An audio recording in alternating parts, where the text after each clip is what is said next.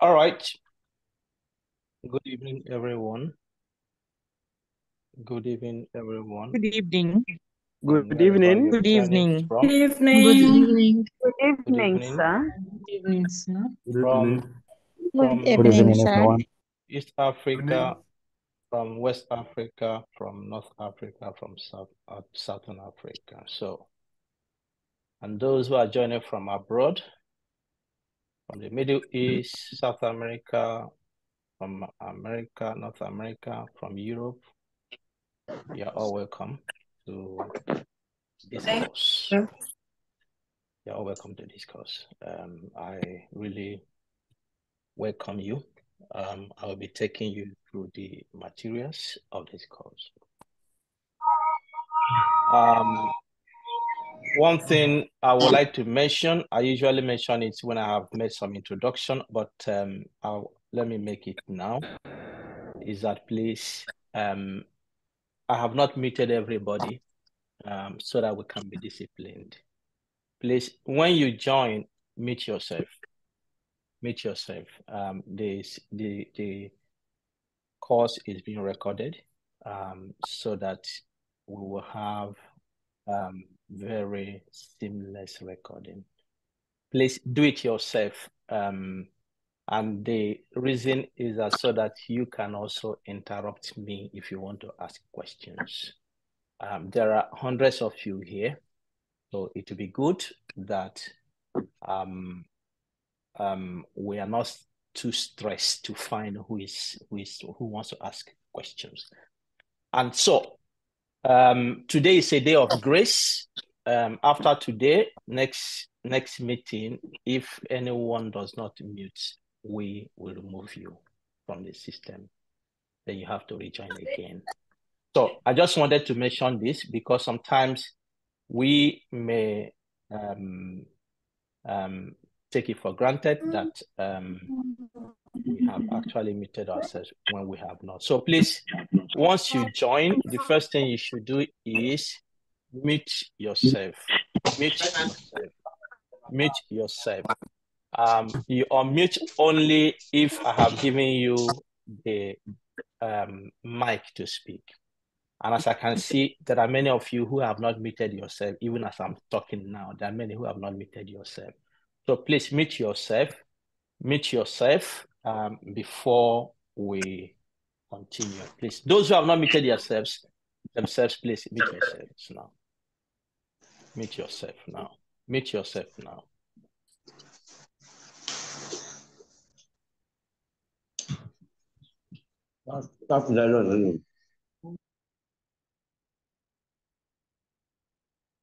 If you are not muted yourself, please mute yourself now.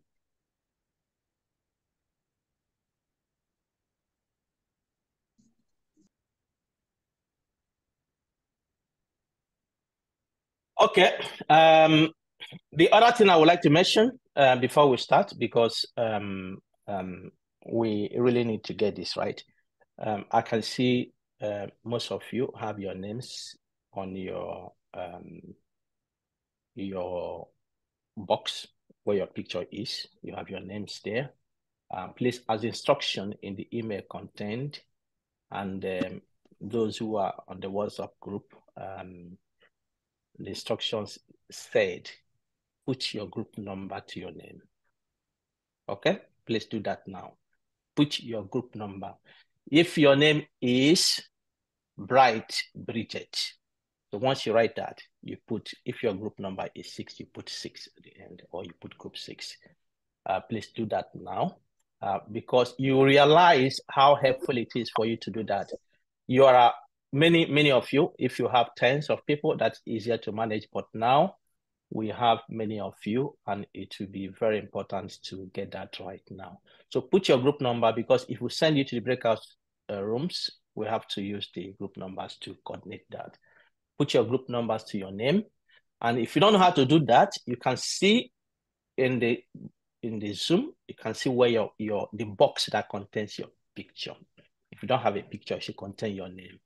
So if you put your cursor on that box, you will see 2 blue boxes activated on the top right.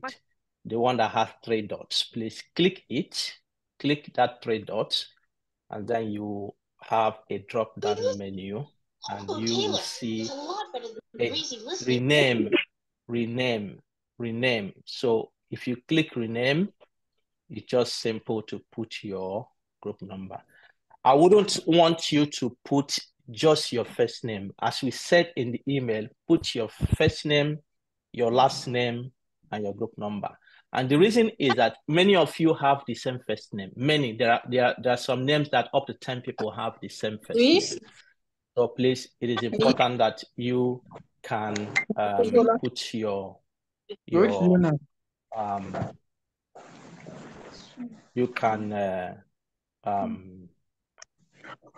have your last name included in your name. So please do that. There are many of you who have not done what we have just described now, and that will delay us, starting, because once we start, it is those who will begin to cry to slow us down. So I want us to get this right now. So for those who are joining now, I mentioned the first instruction was, once you join, mute yourself. Mute yourself. Don't leave your mic open to avoid any distraction. So please mute yourself, okay? And then put your group number to your name. Put your group number to your name. That is the second instruction. The third instruction is that please, what we are going through in these 6 weeks, don't take it for granted. Don't take anything for granted. Don't take the instructions for granted. Don't take the information we send out to you for granted, because already I can see that some of you have not been taking it for granted. One thing is the paper.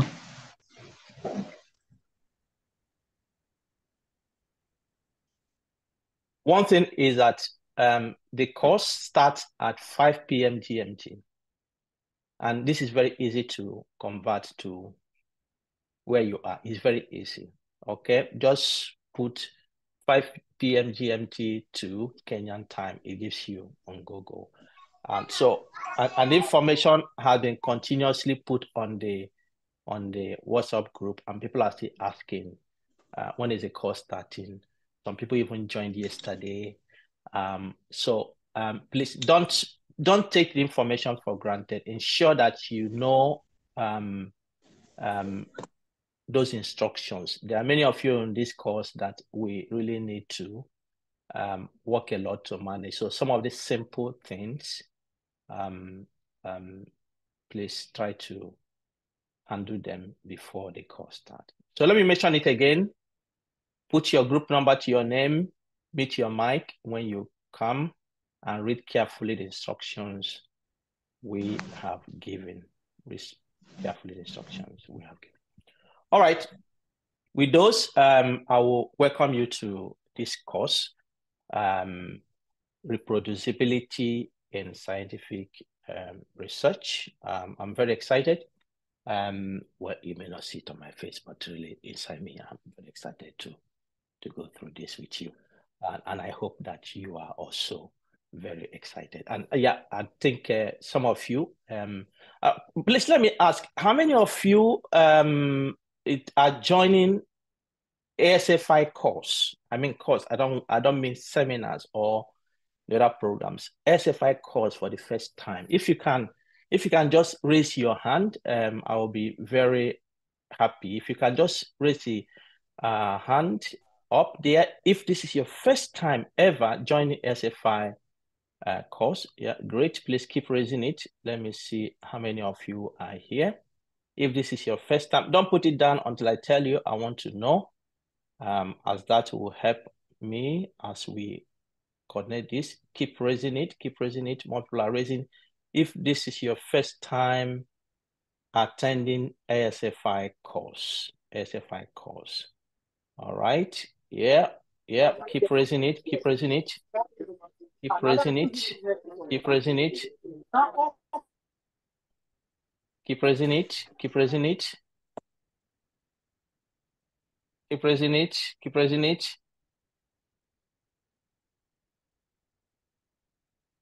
Wow, that is a big number. It's more than half. Please, you can put it down. You can put it down. That is more than half of those who are here.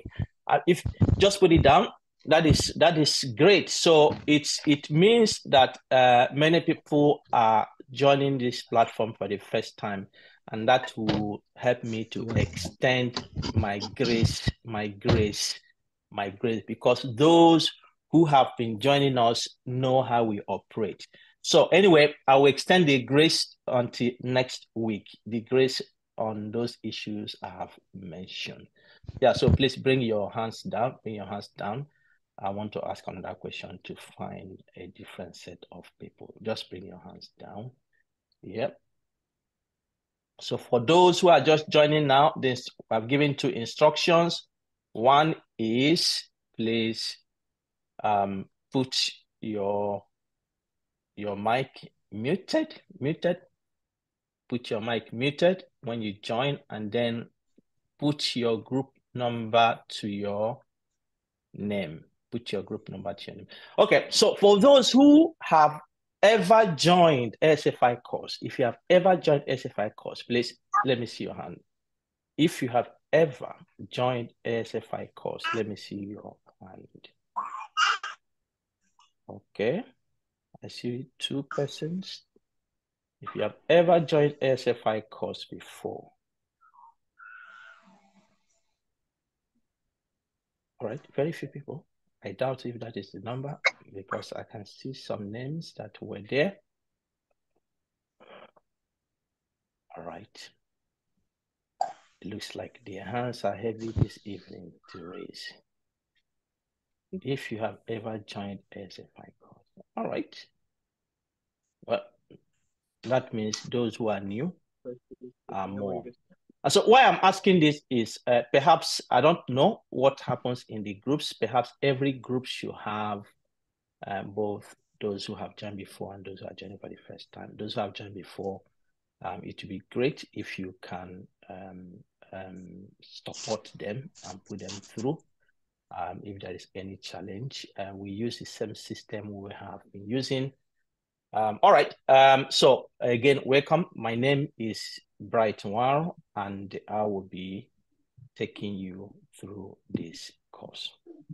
Before I start, I have two of my colleagues who are with me here. I would like to invite them to say hello to you, then I will kick off. But just to let you know, this training is brought to you by the African Science Frontiers Initiatives. I will tell you a little bit more about that once we start. So I will call on Dr. Eman Sob. Dr. Eman Sob is the ASFI Director of Science and Communications. She's joining us from Saudi Arabia, originally from Egypt. Okay, Eman, I think you are in the house. Please say hello to the participants. Thanks, Brian. Welcome, everyone. My name is Iman Sok. I am Associate Professor of Respiratory Diseases at Al-Azhar University, Cairo, Egypt. And now I am working at Taiba University, Saudi Arabia. I'm a respiratory physician and interested in respiratory diseases research, tuberculosis, smoking cessation, and also in capacity building. As Dr. Bright said, I am the Director of Science and Communication of African Science Frontiers Initiatives. It's my pleasure to be with you here today and welcome everyone, the old friends and the new ones.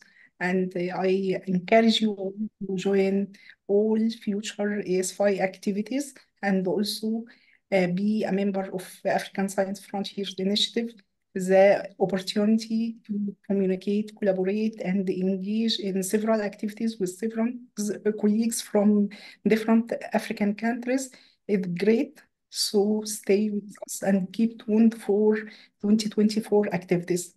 Thanks, everyone, and welcome again. All right, thank you. Thank you so much, Eman. I will bring Dr. Ajibola Oladejo. As you can see in the WhatsApp group, the interactions you have been having there, the information you're receiving, all have been coming from Dr. Ajibola Oladejo, who is the Director of Administration for ASFI. Ajibola, over to you. Yeah, thank you so much, sir. Good evening, everyone. My name is Dr. Ajibola Oladejo, and I'm the ASFI Director of Administration, and I want to specially welcome you all to this course. We are going to have a great time together till February, and I hope that you continue to join us for our other courses. This is going to be a great time of learning for everyone, and I also want to assure you that you are in a good place to learn. So please feel free, collaborate, ensure that you fully participate in all aspects of the course, because this will really be beneficial for you all. And ensure that as we give out instructions and as we share out links, please ensure that you join this link. And I hope that you also join the ASFI membership platform, where further information and benefits accrue to everyone who is a member. So I wish you a very good time of learning, and I also want to assure you again that you are in a good place. Thank you all. All right, thank you, Ajibola. And for me speaking to you, I am the founder of ASFI and the executive director. We are very much particular about instructions, as I mentioned earlier, because when you have online trainings like this, it can be cumbersome because you don't see persons and touch persons. But I think once from your own end, you have good network to connect, there is always a very good experience people get from ASFI trainings. And I think those who have attended before can attest to that. Do I have a witness here from those who have attended before that you have enjoyed your experiences previously? Is there anyone who wants to raise a hand or thumbs up to let our new entrants that you have loved the experience here? All right, I can see Gustavus. Thank you very much, Gustavus, for that. I can see Abdul Hamidu. Yes, and of course, there is a video. Dr. Ajibola Oladejo has been sending you the link. You can see what our previous participants have explained of what happens. Actually, let me promise you that you will leave, if you stay until the end of this course and you attend and you do all we ask you to do, you will leave here a different person, I assure you. Trust me, you live here a different person. And it's like catching a fish. Once you're on this course, I tell you, you will not want to go away. You would like to stay with ASFI. So that is experience. And I'm very happy. I'm very happy that as Africans, we can come from different parts of the continent and part of the world to join together to benefit. ASFI is a collaborative platform. All those who are working with me here, all those who have spoken, I have never met them one-on-one. I've never met them face-to-face. But for the past 3 years, we have been doing great things. And people who have come to this platform have come, collaborated, and you would think they have met themselves before. So we have no barriers, and I encourage you to make use of the platform that we offer you here to increase your learning. But yes, the assurance is that you wouldn't go back this time. Something different would take place. I promise you that. All right, I will switch off my video now and share my screen. All right, so that we can start. All right, this is ASFI course, Reproducibility, in scientific research. Reproducibility in scientific research. This is weekly meetings, and this is the first time we are running it weekly. We have usually done it as full-time 1 week course, but we are trying this system to see how this works, and I believe that it will go very well. All right. So I know many of you may be wondering with the terminology. Perhaps you have not heard it before, you have not used it before, and let me just check. Do you hear me clearly? Am I audible enough? Yes, sir. All right, great. Yes. Yes, you are very audible. Good. Great. Good network. Great. I can hear you loud and clear. All right. We can hear you. Audible. It's enough. It's enough, my people. It's enough. Okay. I've heard. Okay. So what I would like you to do, and some of you are already doing it, and which is great, don't trivialize what can happen here. You may end up this course, and what you gain is that you find somebody you will collaborate with. Okay?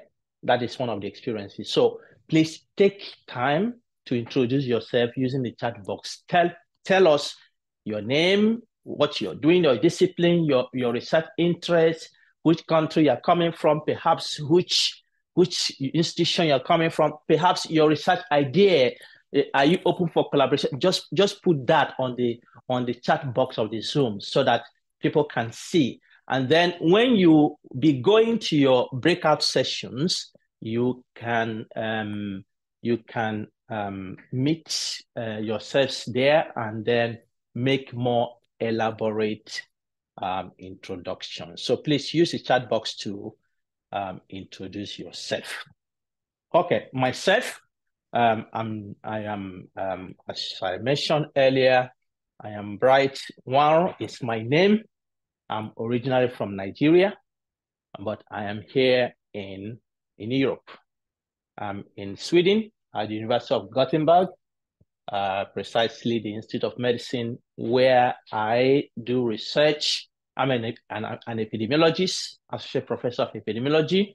I do research in allergy, respiratory diseases. I'm interested in maternal and child health issues, nutrition, health. Also COVID-19, I'm doing something around that.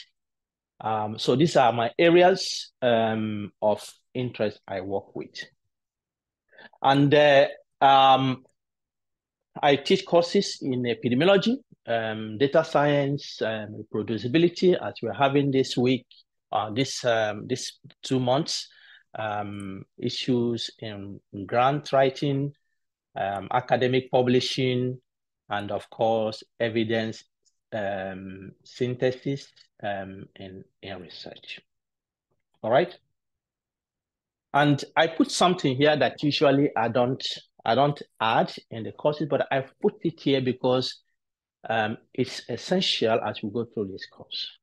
My publication history over the last, I would say, maybe 15 years is around 180 articles, and this excludes other types of publications. And over the last 12 years, I have won more than $12 million in grants. Okay, I've won more than $12 million in grants. And of course, why I'm mentioning this is this course becomes very important to me because as you grow in your scientific ladder, as you increase in experience, you begin to ask yourself some questions. Now I have this number of publications, I have this number of grants. These are very specific outputs. Somebody is annotating the slide. Please don't annotate the slide. Don't annotate it. Let me Let me work on that. Don't annotate it. Just be careful what your cursor clicks so that we're not distracted. So what I'm saying is that the experience you generate begin to expose you to certain things that happen in science and research.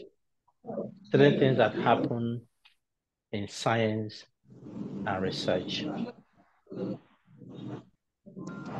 If you're joining now, please mute yourself if you join the system. Mute yourself if you join the system. Mute yourself.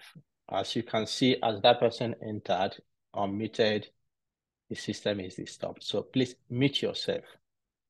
Okay, so it begins to expose you to certain things that happen in science and research. And we will see a number of them as we go through this course.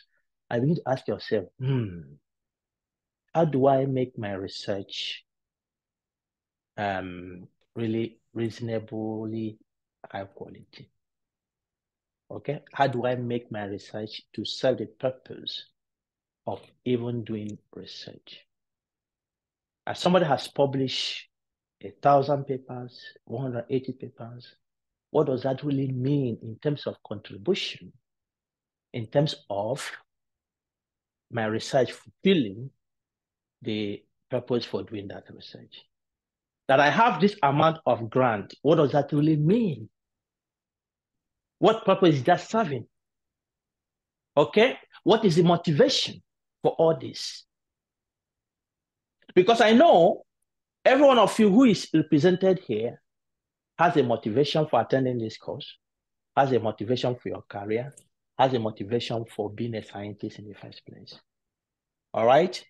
But sometimes our motivations may be actually misplaced. So it's not enough to count how many papers you have or how many publications or how much money you have generated in grant. Those are good, but what is it serving? What are those doing? All right. Well, you will see evidence of this as we go through this course. Now, this platform you have come to, I want to say a little bit about it to motivate you that you are in the right place. And I hope that you will continue after this course to work to remain with us. The fact is that Africa has a problem. Other nations or other regions of the world also have problems. Okay? But if you compare Africa to what happens in other parts of the world, there's a difference that is there. One of the issues we have in Africa is that many of the interventions, whether it's political, whether it's economical, whether it's in other aspects of our livelihood, many of the interventions lack evidence. Lack evidence. And that is why many of them are not sustained. In fact, I will group many of them in using the term hype. For instance, let's say a lawmaker or a parliamentarian who goes to his community and puts a borehole. And for him, he counts that I've done something to my community. And after 1 year, the borehole disappears. And then he tells himself, well, I did my best. I put borehole for them. I don't know what happened. But the question is, one, is it a borehole that the community needs? Does the community actually need a stream where they can go and fetch the water? Or does the community need a borehole or a water pipe? Okay? And if the community needs a borehole, what kind of borehole does the community need? Where should the borehole be placed?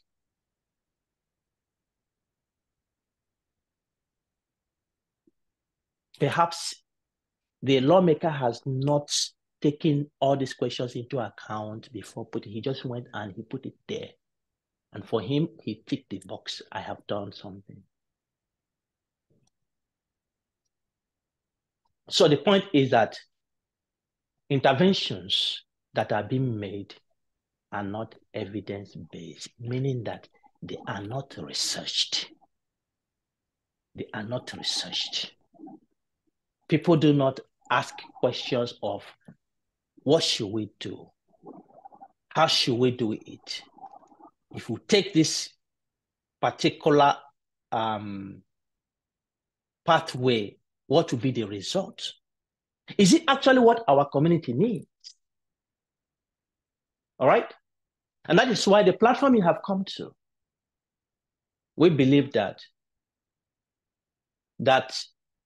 there is no meaningful societal development that can happen without science. And science here is equivalent to research. All right? There's no meaningful societal development that could happen without science or research.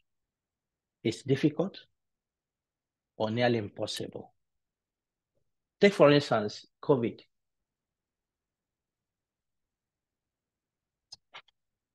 If the whole world, when COVID happened, say, well, in terms of vaccine and all those, let's go to Africa. Let's depend on Africa. What do you think would have happened to the world? The world would have been hopeless. But how did this solution come about? It was through research. It was through science. But it's not enough to say research. For research or science to bring about its productivity, to make impact, it has to thrive. All right? And the other way also, it cannot thrive if scientists do not have the right competencies.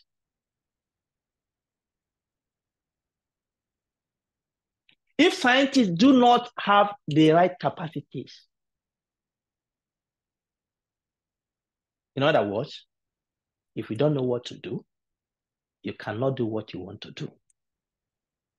If you don't have the skills, you cannot do it. And so, for science to thrive, scientists must be competent.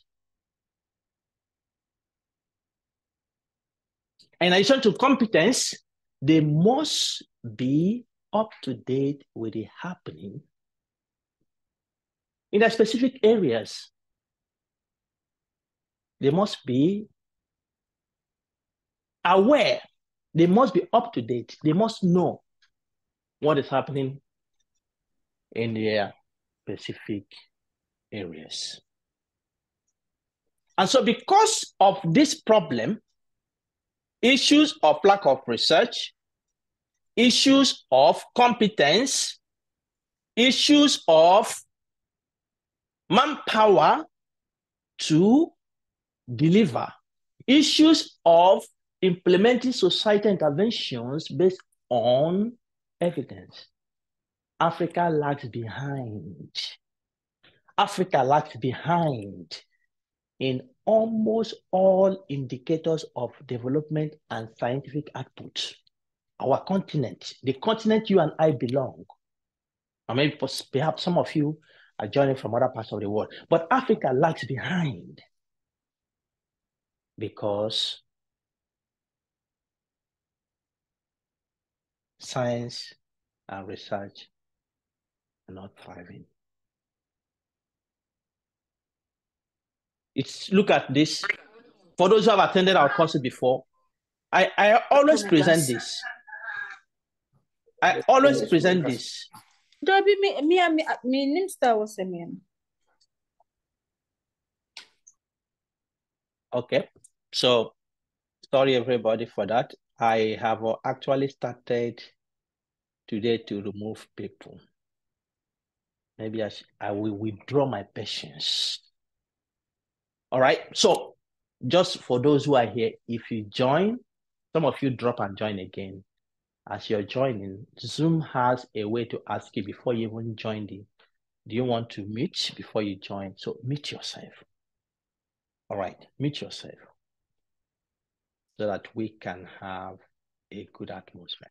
So this is what we have, Global Index of Human Development in 1870.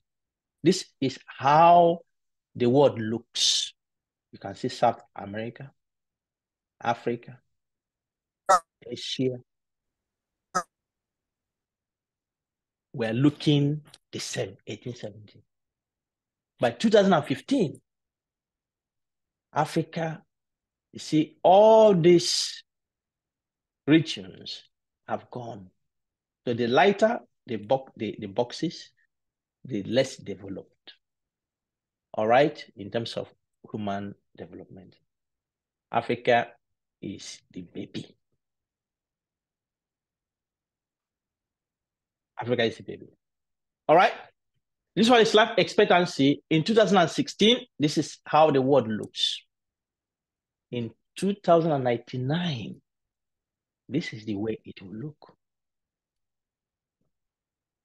Africa also will lag behind in 2099. Access to drinking water. If you look at Africa, here is sub-Saharan Africa, actually. In 1990, we were better off than in 2015 with regards to the number of people without access to drinking water. There are more people in 2015 than in 1999. This is the story of Africa. I see that some of you, just to say, some of you are asking to record this session. I am denying you, okay? Yeah, don't be offended with that. The reason is that it is being recorded.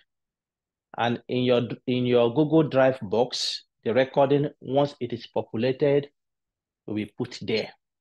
And then it will also be shared on ASFI YouTube channel. So you will have it. So please don't record. Don't ask to record because we are recording it. Okay?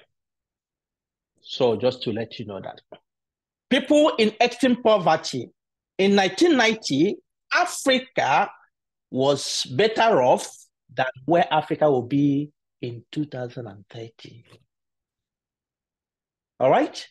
Share of population using the internet. In 2000, this is how the picture of the world looked. And 2017, this is how the picture of the world looked.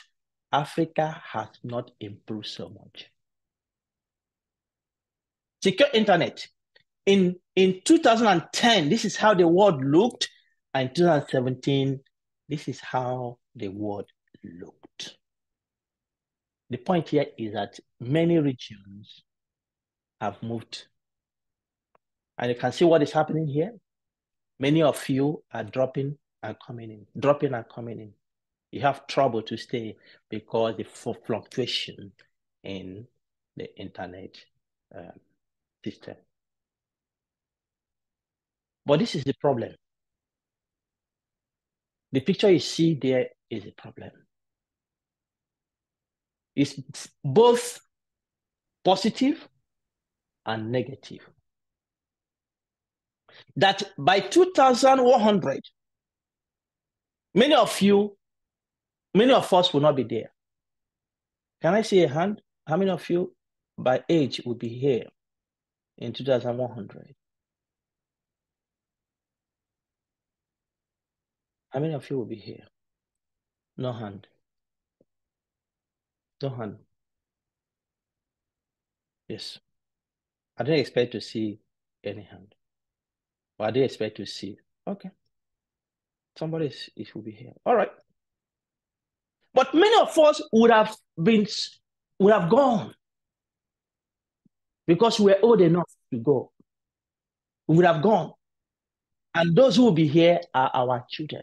But the point here is, look, you can see that by 2100, Africa is already passing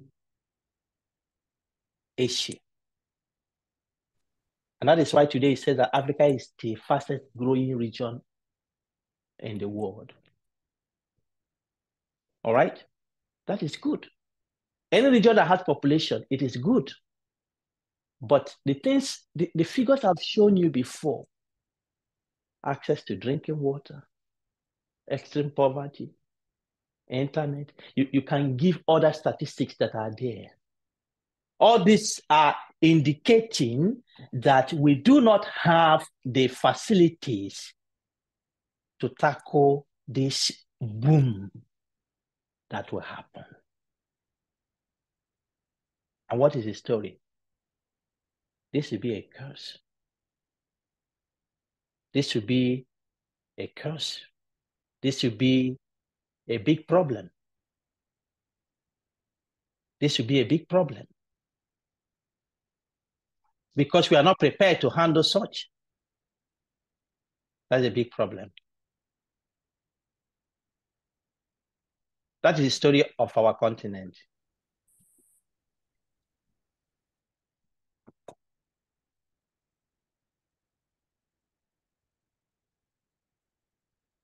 And now look, in terms of how we are contributing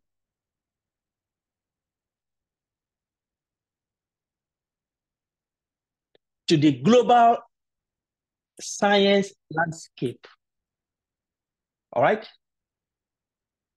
How we are contributing. The figure here shows it's a global research and development outlook, UNESCO Institute of Statistics. And what is showing here is the contribution every nation is making. Here, it says no African country spends up to 1% of its GDP on scientific research. Madagascar spends the least and is spending 0.01%. South Africa spends the most and is not even up to 1%. In terms of the number of researchers per 1 million inhabitants, Nigeria, the giant of Africa, has 38 researchers per 1 million inhabitants. South Africa has 432, and Egypt is leading with 675. 80% of global research spending is accounted by 10 countries. 80%. And if you look at this global spend, I mean, this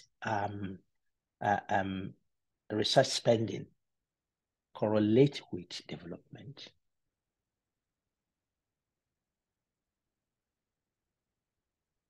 Correlate with development, which means the more you spend, the more of the percentage of your GDP you contribute to research, the more people you have per 1 million inhabitants that do research, the more development that can. And so if Africa is to move in terms of development,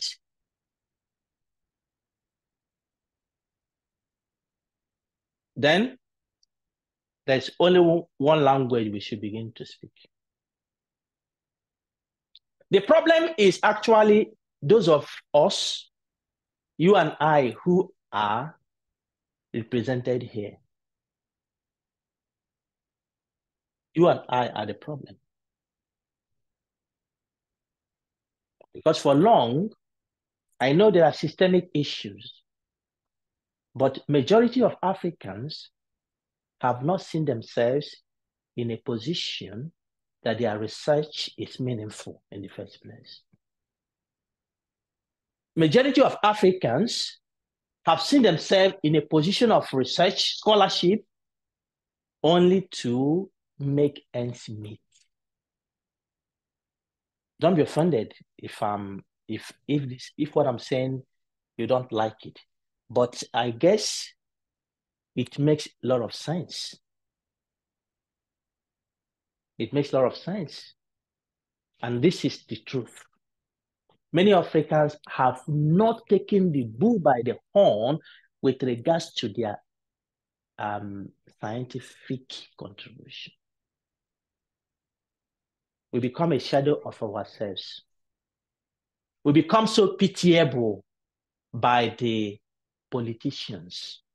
We have handed the power, because in this part of the world where you have development happening through research, researchers are the pathfinders. They tell the decision makers what to do. But majority of African researchers have become pitiable. And that has created inferiority complex to the African researcher, that you only go there, I get my promotion, I need to publish to get promotion. What your research is doing to the society is not accounted for. You are not thinking about, what am I actually doing to my society? What is the contribution I'm making to the development of my society?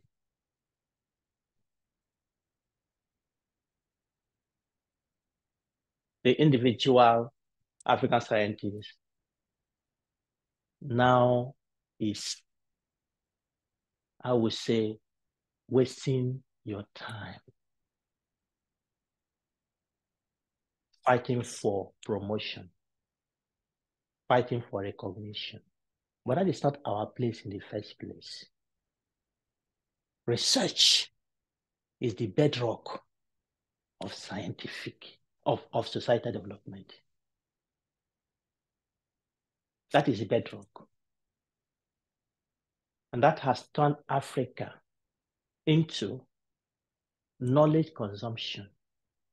We don't produce anymore. And when I say what I want to say, and I suppose say, really, when I was starting ASFI, more than 3 years ago, I was discussing with a friend of mine in my country, Nigeria. And we're discussing about the state of things. He said, do you know that some mothers in Nigeria order their baby foods from the US, from the UK?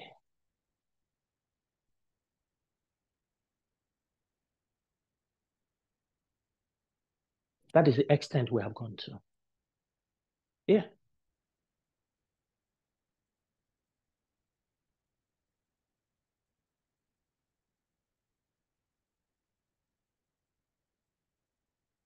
Who will do it for us? Who will change our story? Anyway, the truth is that I'm trying to make you understand that if we aim that our society will become better, it is in your hands. It is in your hands. It's the hand of researchers. You need to do big things. You need to fight for your dreams. You need to make impact. If you do more research, nationally, regionally, continentally, we become more competitive. If we spend more in research, development will follow, because we will begin to find pathways to implement the things we research for. Yeah. You see, I've taken a very quick glance at the survey we sent out, and the response is there. I see some of the things you respond there, and I'm laughing. Is this true? Because if I dig deep into that question, that my research contributes to my societal development, some of you have said yes. If I ask to that question, how? You see that it may not be clear what is happening.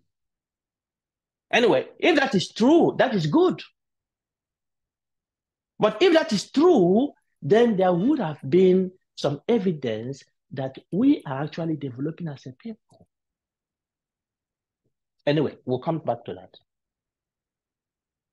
I'm not trying to put the blame on you wholly, but I'm just to awaken the aspects of who you actually are, that you are a pathfinder of the society. It is you that speak the language of what development should be, because it is you that generate the evidence.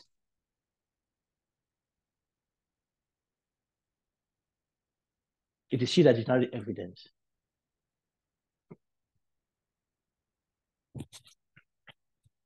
I started thinking about this. I came up with a term. It may not be right. It may be fine, but I call it scientific revolution. Scientific revolution. The fact is that Africa has known many revolutions. Many revolutions. Many. Yes, we have known many revolutions. But one of the revolutions we have not known is the scientific revolution.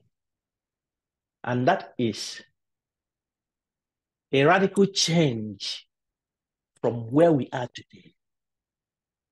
As individuals, your career path, where you're going, the impact you're making, the impact bar you have set for yourself, where you are now, a radical change from that to a path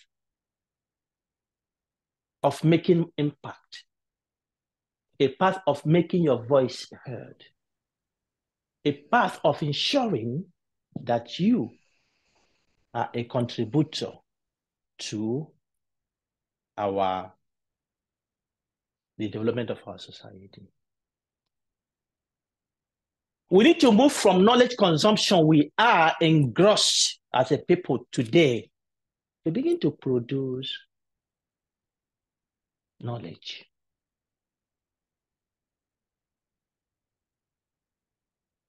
If I ask you now, is Africa rich or is Africa poor?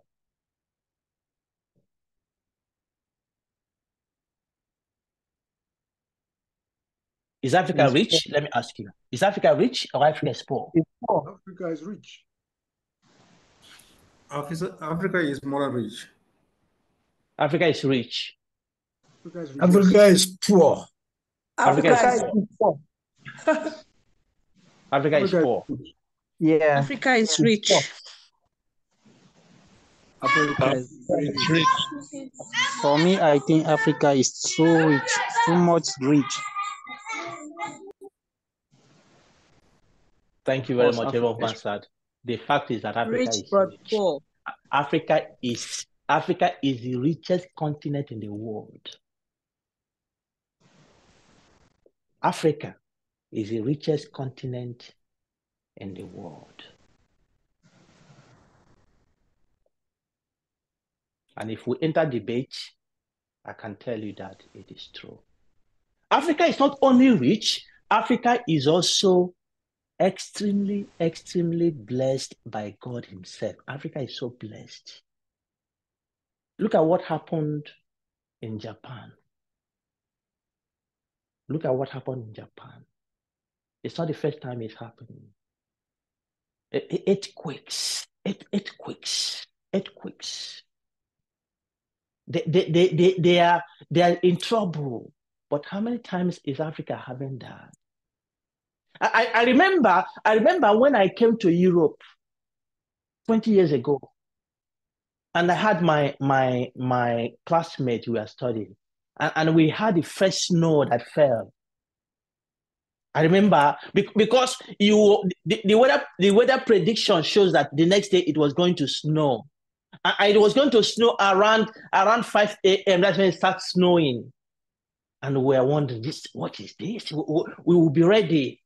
I don't know if I slept very well that night because I wanted to see when this is falling. And my friend also was living the other side. We agreed that we would like to see this.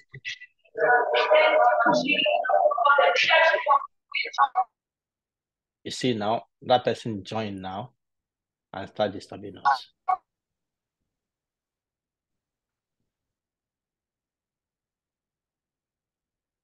And so we saw this beauty falling from the sky.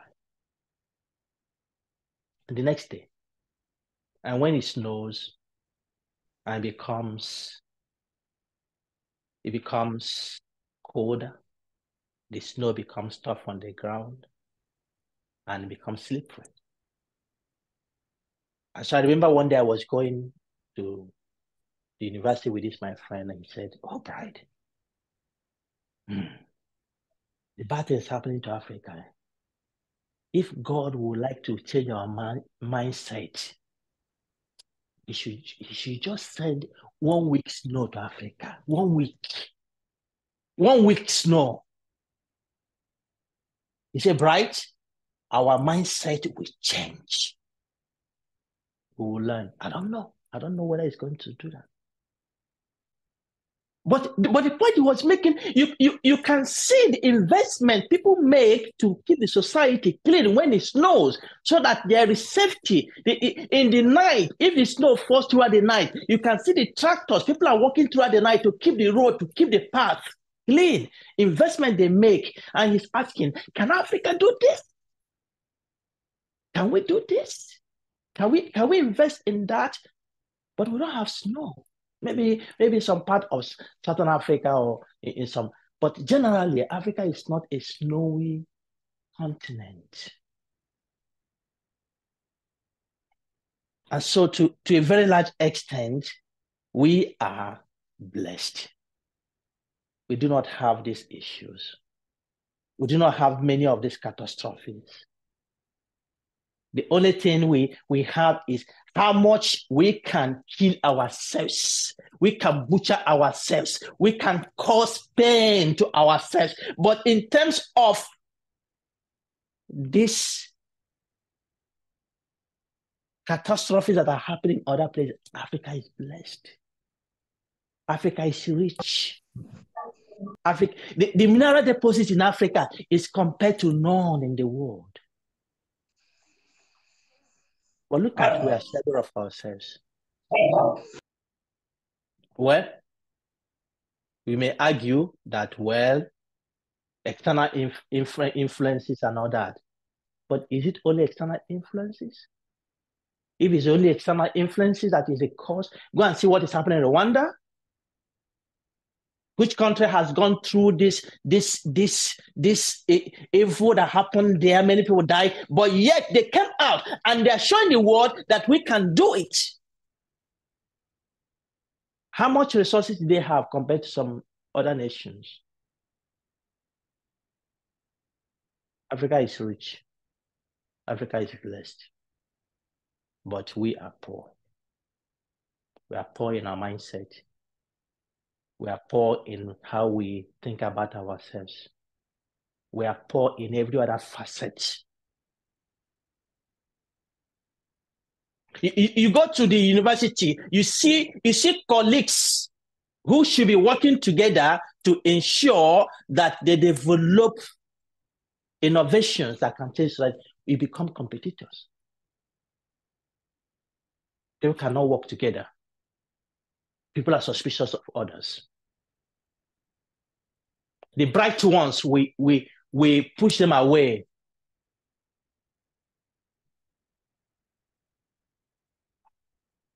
The bright ones, we push them away. No, we can't continue in that way. If we're to make it, I call it scientific revolution, we need to be conscious of ourselves as scientists that we are pathfinders. We are the eye through which the society sees. And the society depends on us.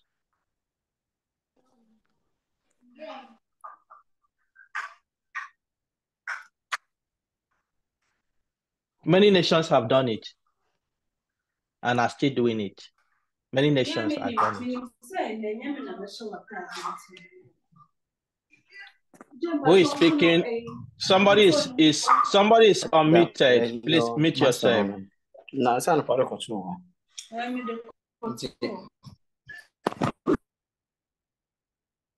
Okay. Many nations have done it. Today, from Zambia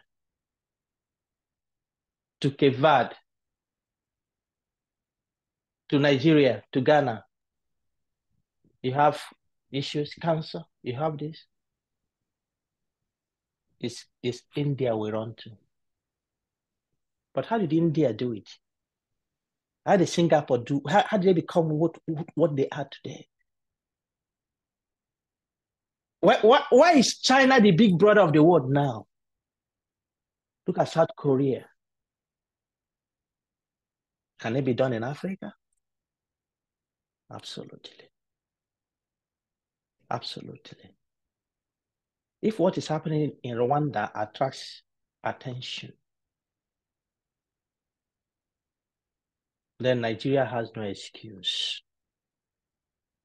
Ghana has no excuse. Cameroon has no excuse. Egypt has no excuse. Sudan has no excuse. We have none. Okay.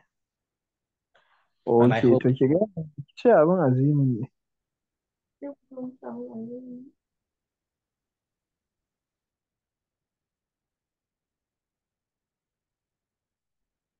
it is in consideration of all these things I have put to you that African Science Frontiers Initiatives was born. It's abbreviated ASFI. And the mandate we have is that we want to arouse African scientists again. Because a time was from Egypt to Ghana, to Nigeria, to South Africa, to different parts of Africa, where Africa was leading the world in technology, innovation, engineering, architecture, and science. But today we are a shadow of our yesteryears. But we believe that all hope is not lost. And so this platform is created to awaken our consciousness, to bring us to the point that where we are is not where we are supposed to be. We can move above where we are. We can do better. We can become better than we are today. We can rise above today. We can take up our careers up again and become globally competitive. We can make our careers to be useful to our societies. That is the story of ASFI. And our vision is to raise the next generation of African scientists who have the right competencies to drive Africa's developmental and transformational agenda through innovative scientific research. That is our vision. That's our vision. We want to instill excellence in Africa science through competence acquisition, capacity building, and career development. We want to contribute to African science that tackles Africa's developmental challenges.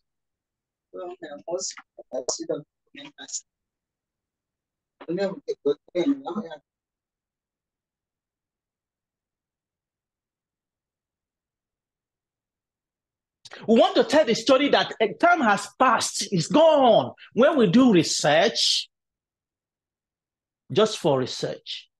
When we do research to get promotion, but time has come when we do research because society needs that research. Because society is waiting for it. Because it is a transformation that will happen if that research is done. That time has come. That was the original purpose of even doing research in the first place. And that is what happens in this part of the world. And that is why they can spend billions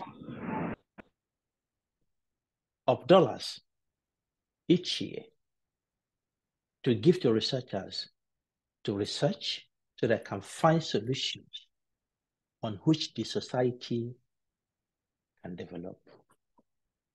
That is the story of ASFI.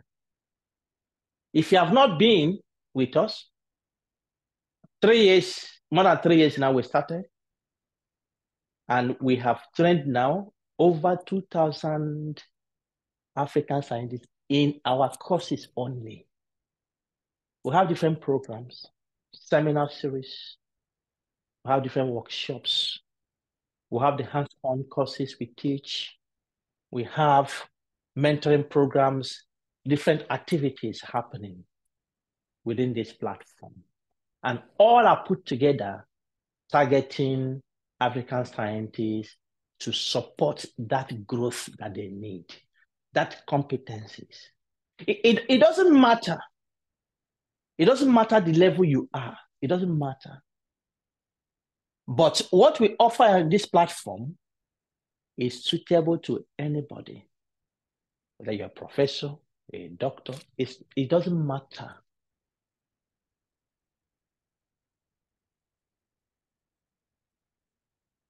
Everybody has a place to benefit. Everybody.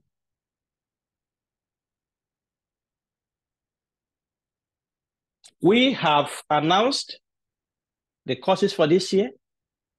The reproducibility one is one you're having now.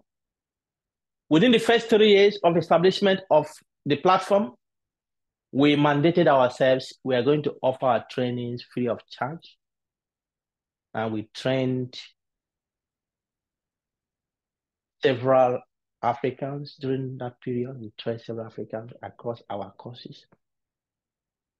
And these courses are usually full-time, at least 7 hours each day, 1 week courses. We train people. For the first 3 years, it was free of charge. And after the 3 years, we need to support our activities. We have staff we pay who are working on that. We need to support them. And to be able to sustain what we're having here, we started charging some fees for the courses. But also we agree that from time to time, we can offer free courses. It's a non-for-profit organization. It's not for profit. This course you're attending now, if you see the energy that has gone into organization, everything, you wouldn't understand. And I believe that the process of you coming to this course was seamless. If you follow all the instructions, it was seamless. A lot of work go into it behind the scenes. That is why it can happen. So for this year, for the first time, we are giving discounts to non-members in our courses. All right? And we have said, if people would like to register in groups for non-members, all the courses taken this year, this one is free. We have systematic reviews and meta-analysis. If you have not attended this course, this is a course that will change your research landscape. Systematic reviews and meta-analysis. I'm not saying it because it's ASFI. I'm saying it because it is true. If you have not attended this course before, you see the date there, make it a date to attend it. And then we have research quality, productivity, impact. That one is coming between April and June, also on Saturdays. That is a course that will challenge your paradigm of research to show you the way to how to think about quality, how to think about impact, how to think about productivity in your research. And actually, this research takes you from question formulation to data analysis. The considerations of issues of quality and impact along the research cycle. And then we'll have data analysis. This is coming in July. We had it first time last year, and it was fantastic. The ethics in research is coming up. The date will be informed in due course. That will be also free. And then we'll have art of science leadership and science funding and grant writing, research funding and grant writing, and art of scientific writing and publishing. All right. If you are 5 to 10 people in these courses, you will get 20% discount. If you are a non-ASFI member, if you have 11 to 20 people, join as a group, you have 30% and 50% more than 20 people. So if you want to research as a group, you're not a member, you can bring yourselves together and agree, work on that, and let us know in any of the courses you want to take part. Okay, that is for non-members. For members, their discount are very judicious discount they receive because they are ASFI members. So if you don't want to register as a non-member, what you do is register first as ASFI member, and then you can take advantage of the discount, member discounts. For each of the courses there, the members receive over 60% discount in the courses. And that is fantastic because those who identify with the vision we have in this platform, that is our way of saying thank you. Thank you for identifying. And many of you are already renewing a membership for 2024. And then the course we have this starting today. Systematic review and meta-analysis. Yeah, the call has gone out on that one. So please do yourself good to register for this. This will help you. This will help you, I promise you. This will help you. And then the research quality, productivity, and impact also has gone out. People are already registering. Please take advantage of this opportunity. And then other things we have this year, monthly seminars. Our theme for this year is research innovation.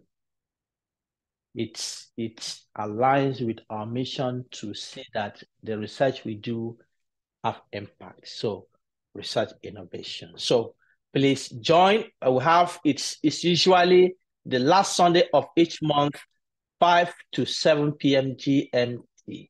5 to 7 p.m. GMT. And the first edition will come on 28th of January. More information will be sent out in due course. You will hear that. And then Dr. Wanro's research tips and tricks. We have had so far now 21 editions of this. And these are, we call it research clinic, in which we deal with topical issues in research. If you go to ASFI YouTube channel, you have all the 21 editions there. We cover a range of things that relate to research. But this year, we are working on the theme, Scientist Success Virtues. Research is beyond working in the lab. Research is beyond data collection. Research is beyond data analysis. Research is beyond making calculations. There are several virtues a researcher, a scientist requires to do well. And that is what we'll be covering this year, starting from passion, curiosity, ignorance, failure, and so on and so forth until December. This is organized the last Friday of each month and usually 1 to 2 p.m. GMT. Yeah, one of the experiences we had in 2023, which was fantastic experience, is still the talk of town. we had the Maiden ASFI conference and bootcamp. It was virtual event. We had it in November, end of November, and it was fantastic event. It was fantastic event. We had colleagues joining from different parts of the world. Everything is available on our YouTube channel. But this year, we are running out again, end of November, working on the theme Revolutionizing Perspectives, Unleashing Innovation in African Research, and we'll have our sub-teams. Please join us to contribute your quota. More information will be coming out on this as we progress with things. Now, this is fantastic. One of the things we launched during the conference, a product from ASFI, what we call ASFI Scholar or ASFI Scholar, ASFI Scholar.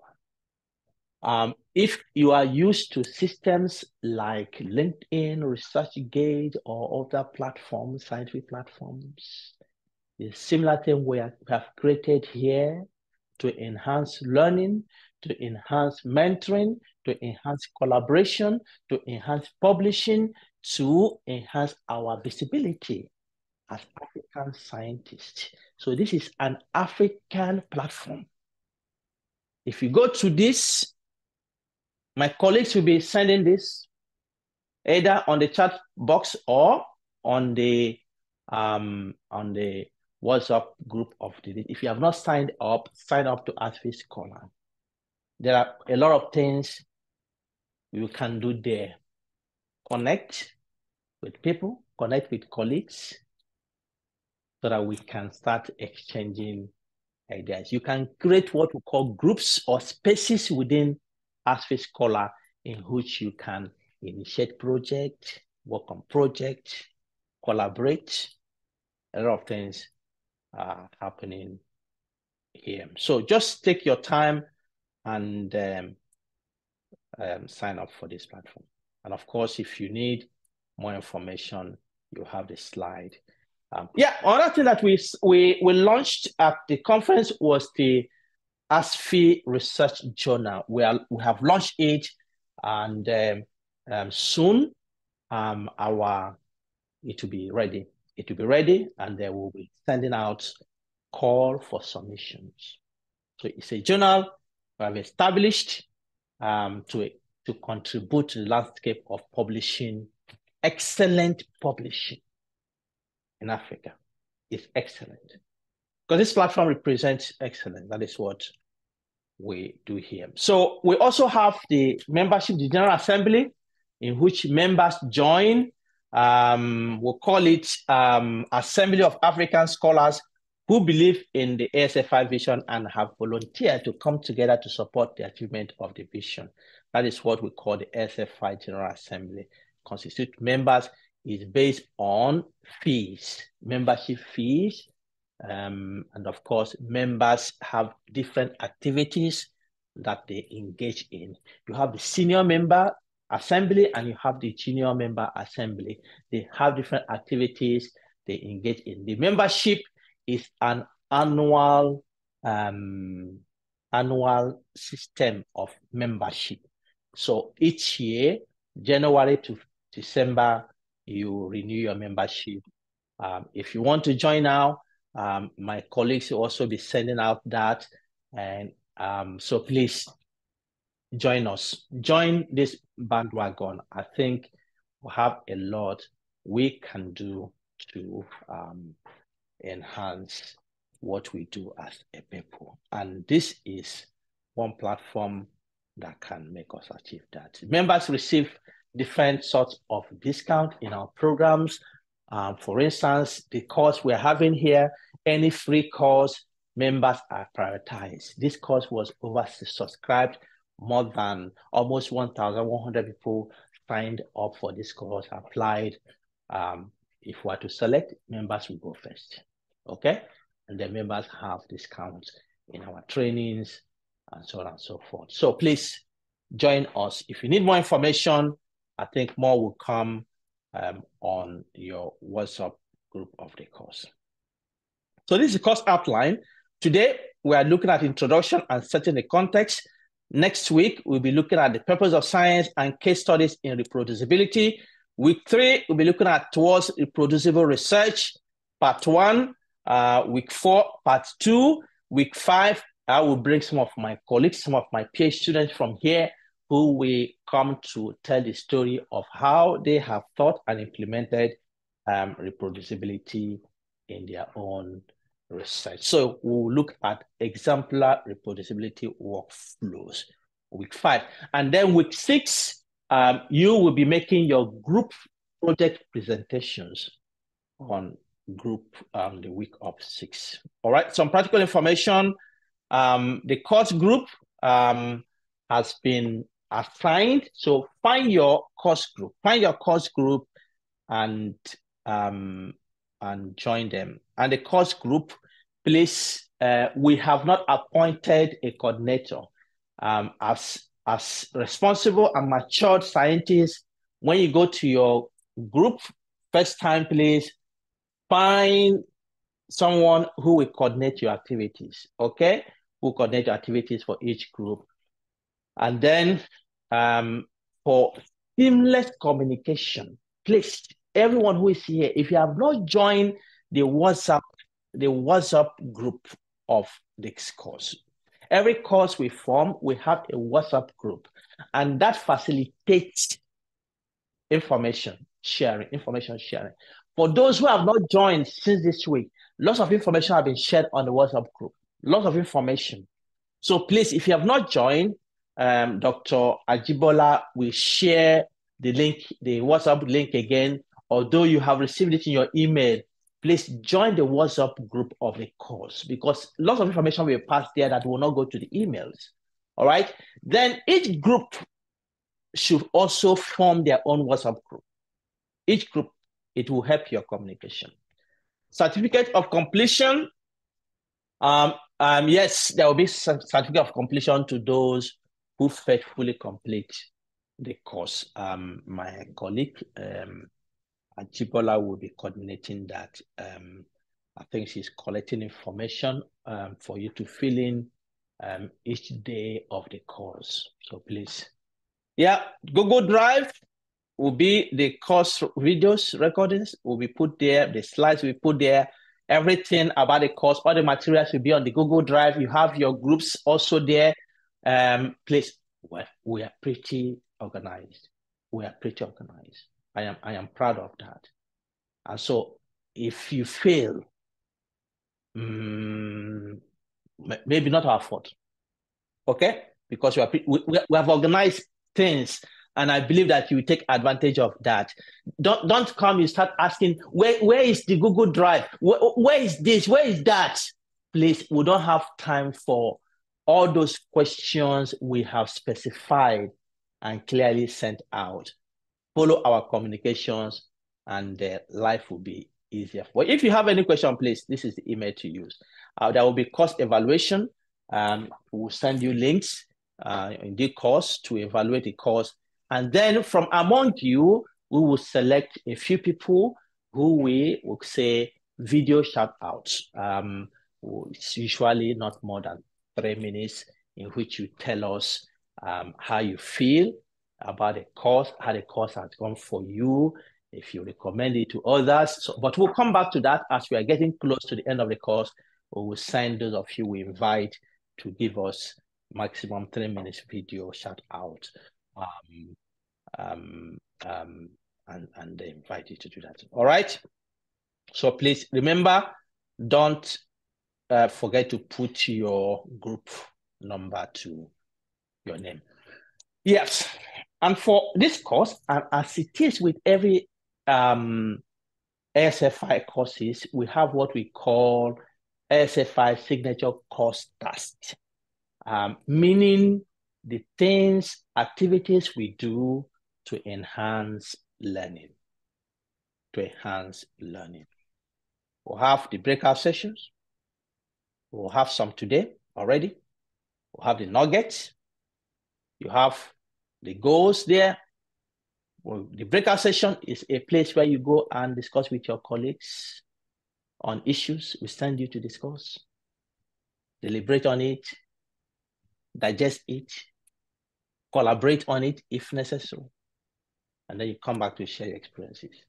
And then we'll have the nuggets, in which we give you papers that describe the experience of people on that subject, what they share about that, the encouragement, the advice. So seeing through the eyes of others, learning from the experience of others. And then we'll have the case studies, appraising bad examples. So these are case studies of bad examples, appraising them, learning from the bad examples, and steps to avoid those bad examples. And then we'll have the group project, putting principles and theories into practice. Practice makes perfect, as they say. So the project is what you do within your group, everything within your group, but the project, you work towards it to the end of the course, and the instructions are all given. The instructions are all given. That is why I say, please make the Google Drive your friend and follow every instruction we have. We are all academicians or scholars or scientists, whichever you choose to call yourself. So please, instructions are the things we live with to give to our students. Let's follow that even in this course, and life will be easier. For we can't answer every individual question you send. So the nuggets are coming next week. Will be groups number 1 and 2. We'll be presenting their nuggets. So you have your nuggets, and what the nuggets will do is that you will take the paper, the nugget I've been given to your group, look at the paper yourself and your group, and then prepare maximum of 5 minutes, 5 minutes presentation. 5 minutes presentation. Let it be a presentation, a PowerPoint presentation, please, so that when you finish presenting, it can be shared with other groups. What is the nugget about? What is the writer telling us? What lessons can we learn? What are the issues in the nugget? So present that and tell us. So group number 3 and 4 will come with 3. Week 4 will be groups number 5 and 6. Group number 7 and 8 will come in week 5. All right. And then you have the projects. And the goals are to integrate the principles and practice of reproducibility in a real-life research project, to provide researchers opportunities to reflect on the level of reproducibility in each stage of their research project, to identify factors that may promote or inhibit reproducibility in a real-life research project. So those are the goals of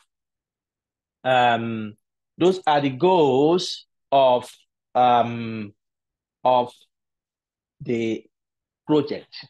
Those are the goals of the project. So please internalize this. And the project has been given. We have sent out the project, my research and I questionnaire.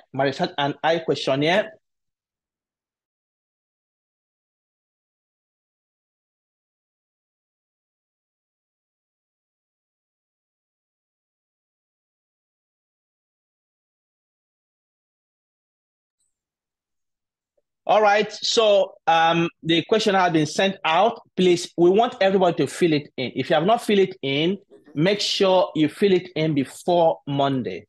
If you have not filled it in, fill the questionnaire before Monday so that we can extract the data and then you begin to work on your research. So the approach to the project is given here. You need to formulate a specific question from what we have from the questionnaire, formulate a specific question, and you need to share that with us so that we can see what you have, help you to fine-tune it, and then you can move on. All right?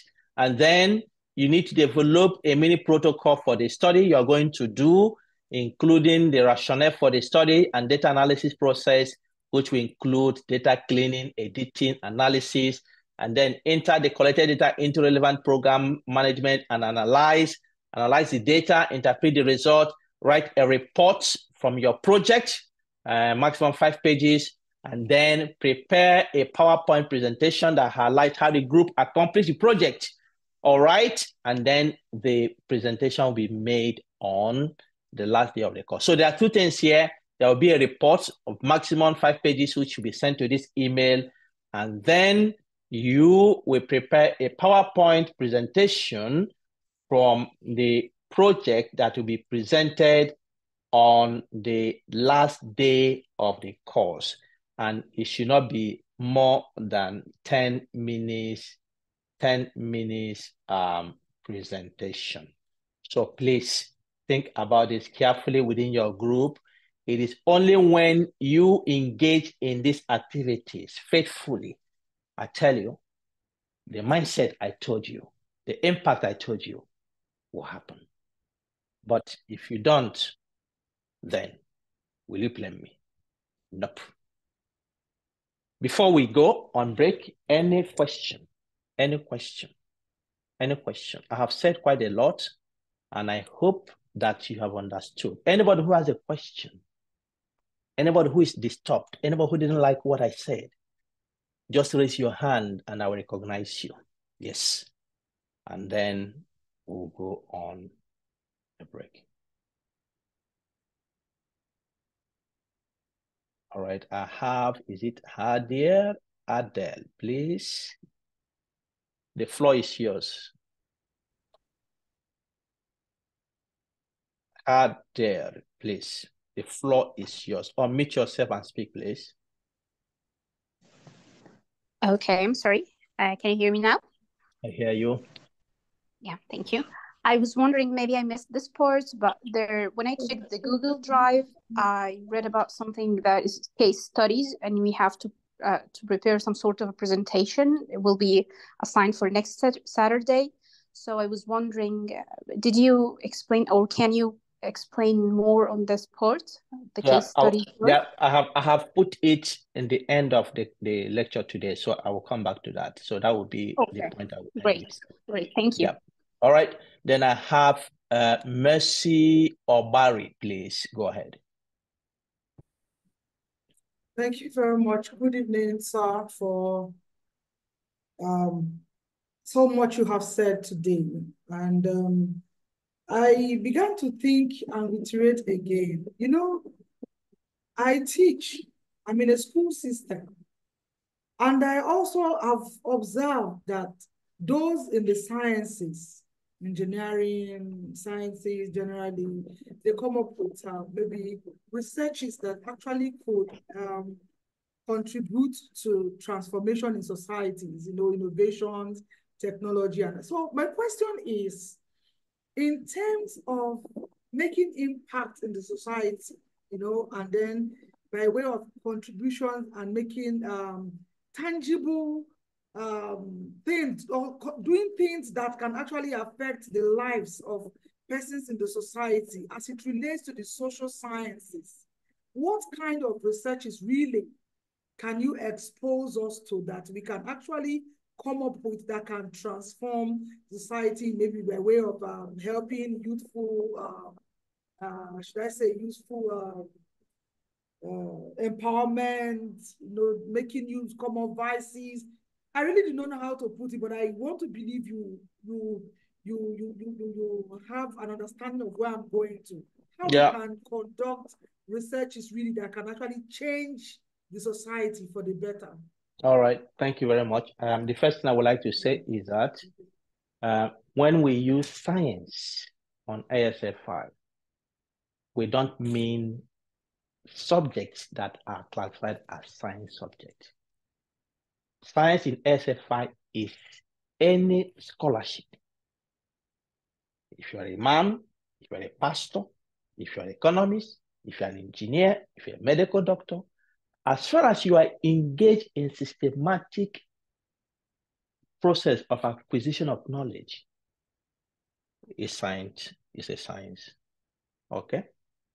So in essence, the science we use here covers every pursuit of knowledge.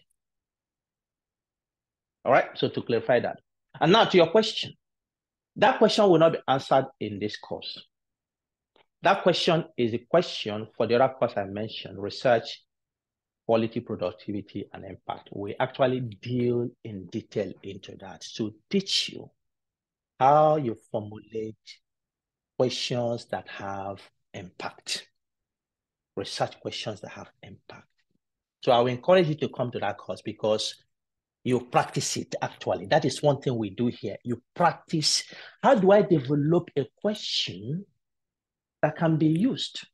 My research at the end can be used. So that question is answered in that course. The advert has gone out. The registration is ongoing now. So please register. You have a very good space of time to register. We call it, that is the low budget course of ASFI. It's loaded. It's a course that is loaded. But because it's a foundational course, it is a course that deals with many things many researchers have taken for granted. So because it's a foundational course that we call, the price for that course is very low. In fact, for ASFI members, the cost for that course is $10, only $10. For those in Nigeria, is using the official rate, is around 9,000 Naira. And you can cough that by just coughing out, just doing, you cough that out. So please, we want as many people. That is a course that will change dynamics of what you think about your research actually, in addition to what we have here. So please research on that course, and I think some of your questions will be really well addressed. Okay, and then I have Wamba Chinda. Okay, thank you, Doctor, for your presentation. I really appreciate it. And thank you a lot for the course, for all what you have started to tell us. I have just a question. While presenting your talk, you talk about ASFI journal. I want to know if is it a project or is it already available so that researchers from Africa can submit their work for publication for Africa, for African development. Yeah, yes. So that is in the process. We'll be releasing more information on the way. But the journal, the first issue that will come out from the journal are the abstract submitted in ASFI conference last year. Those will be the first issues that will come out. But we're in the process. The work is ongoing, and I believe by the time we finish this course, more information will be available to you, and we will let you know when it will be open for submissions. Okay, and then I have Oche Innocent on Oche Innocent, please. Oh, thank you. Good evening. This is Oche Innocent. Can you hear me, please, sir? Yeah, I hear you clearly. Go ahead. Okay. I'm Oche Innocent. I want to thank you for this platform. I want to thank you for all that you do. This section was very informative enough, and the package of what is intended for us this year, I think I'm going to personally make a lot of budget towards that, especially the fact that you are in one country, Nigeria, that we find ourselves, we're Nigerians, and then as a scholar, you need to pay so much here. We have less sponsorship, but that aside. My question is, yes, I've been designing and observing a lot of social issues and putting in proposals for sponsorship to agencies that I felt would sponsor such research. Just like you said, rightly, research is about contribution. And if we could contribute to knowledge and contribute to our society. One of such was what I observed during my PhD in Nasarawa State, Nigeria. I observe this issue of child labor is so done technically that you could hardly uncover it. So I observe all that, and then I put up a proposal. I titled that work Invisible to the World is Issue of Child Trafficking. And then I discover in the course of trying to put up the proposal through my pilot survey, I saw that Nasarawa, Plateau State, and then Kaduna State are involved in this, and the place all of this will take place is actually in Abuja. They bring up all these children. They are in several homes. They are in shops and working, and they do it so technically that you can't uncover it. I've run through several agencies to sponsor this research because of the amount involved. I'm not getting a headway.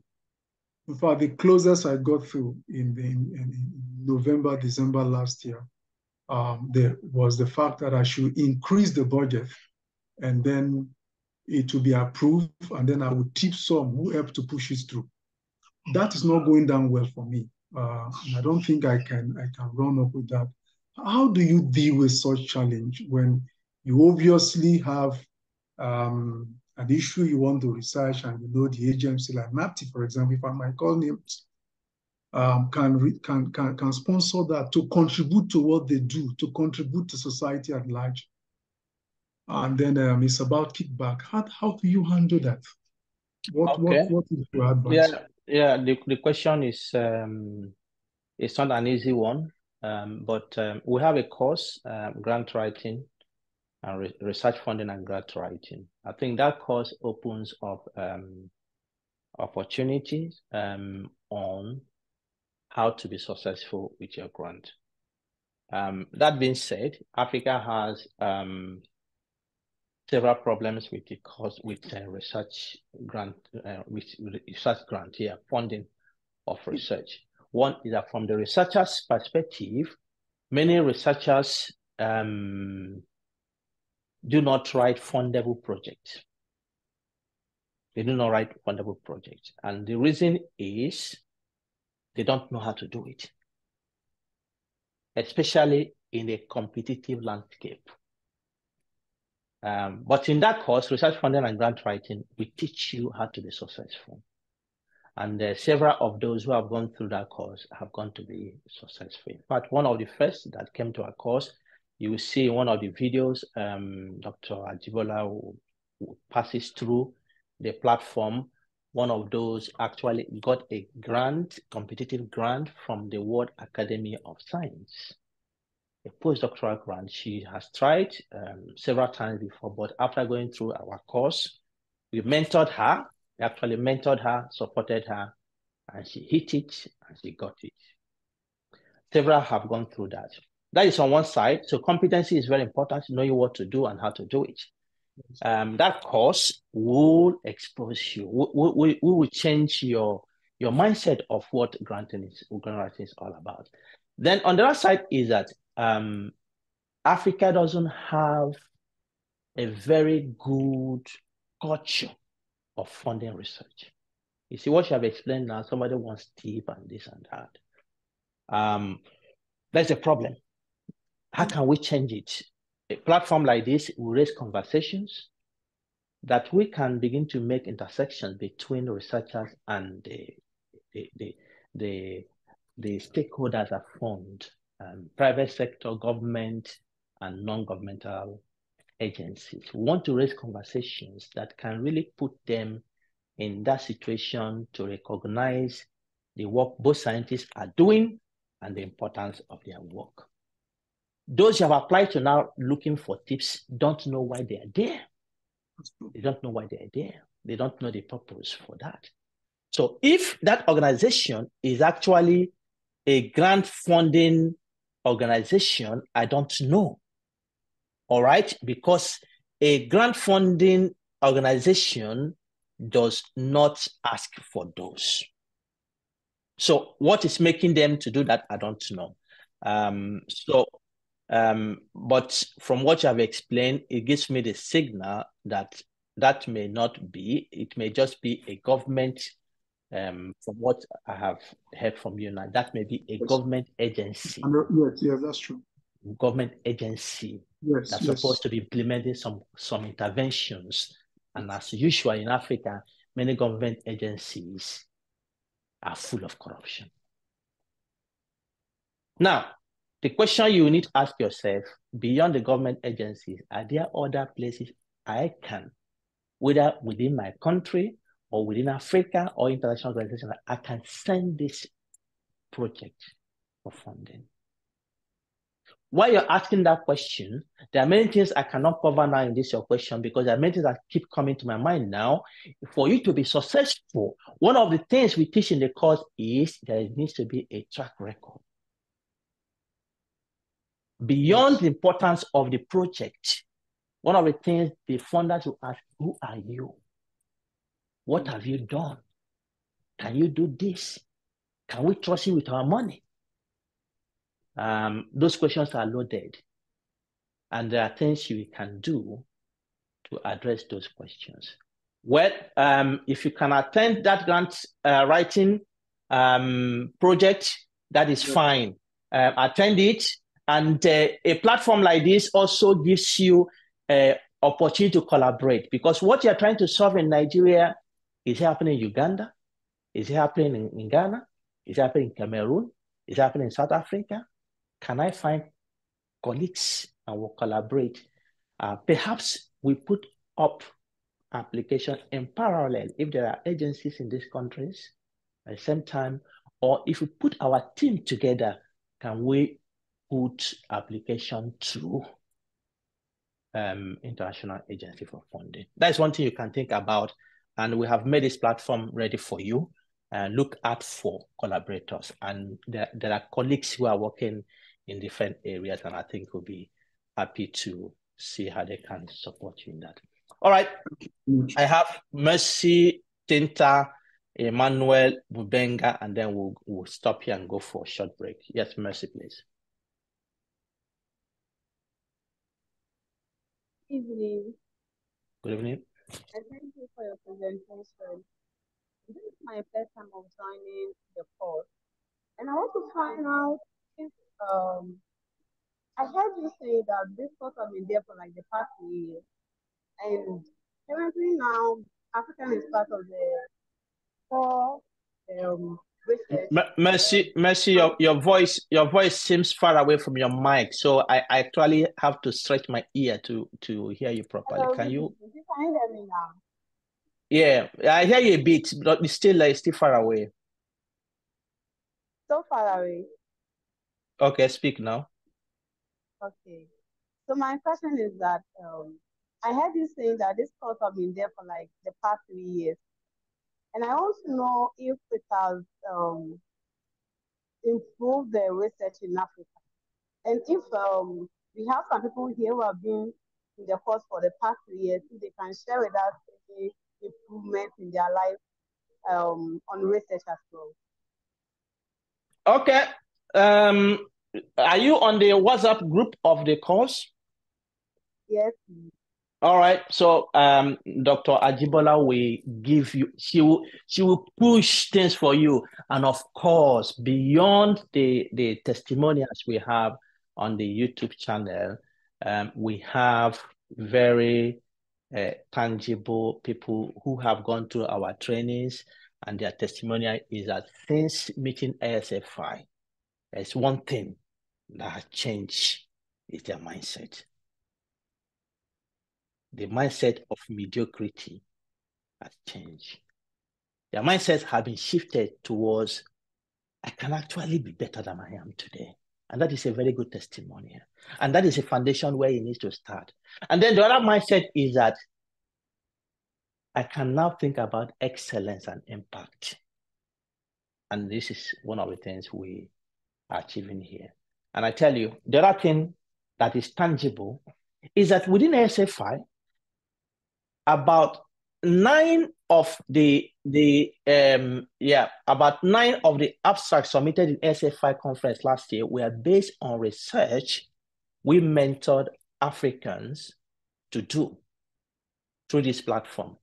And they did it, and they submitted their project, to teach them the skills, and they learn the skills, produce. The next phase now is to take those research they have done towards developing it further for publication.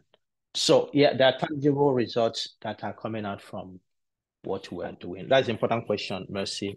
But yes, we have evidence on those. All right, Emmanuel Mubanga, please finish up on this.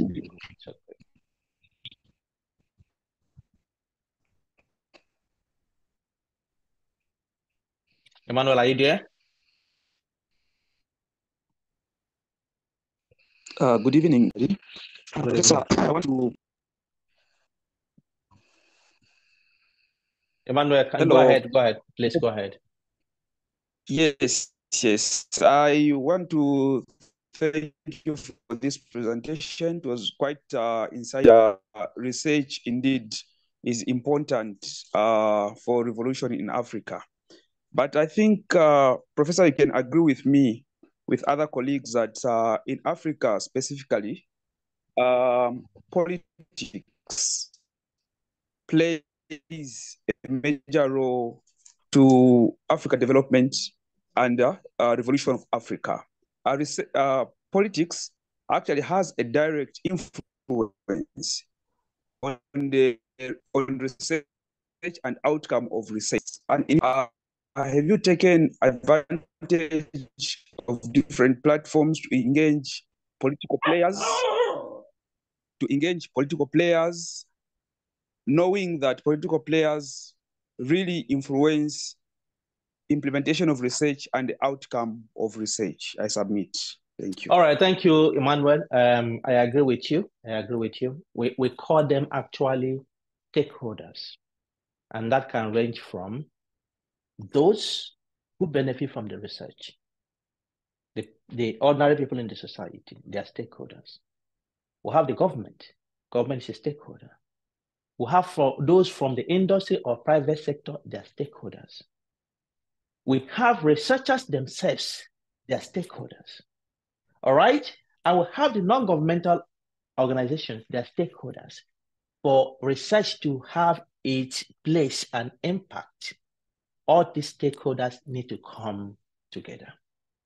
All right? But you see, before we begin to talk to policymakers and politicians, there is a saying that charity begins at home.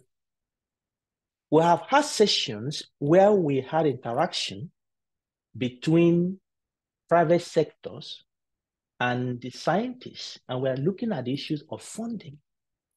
And the statement I remember, one of those from the private sector is, in Africa, he said, you see, my company may be willing to fund research, but I don't know what African researchers are doing. I don't know.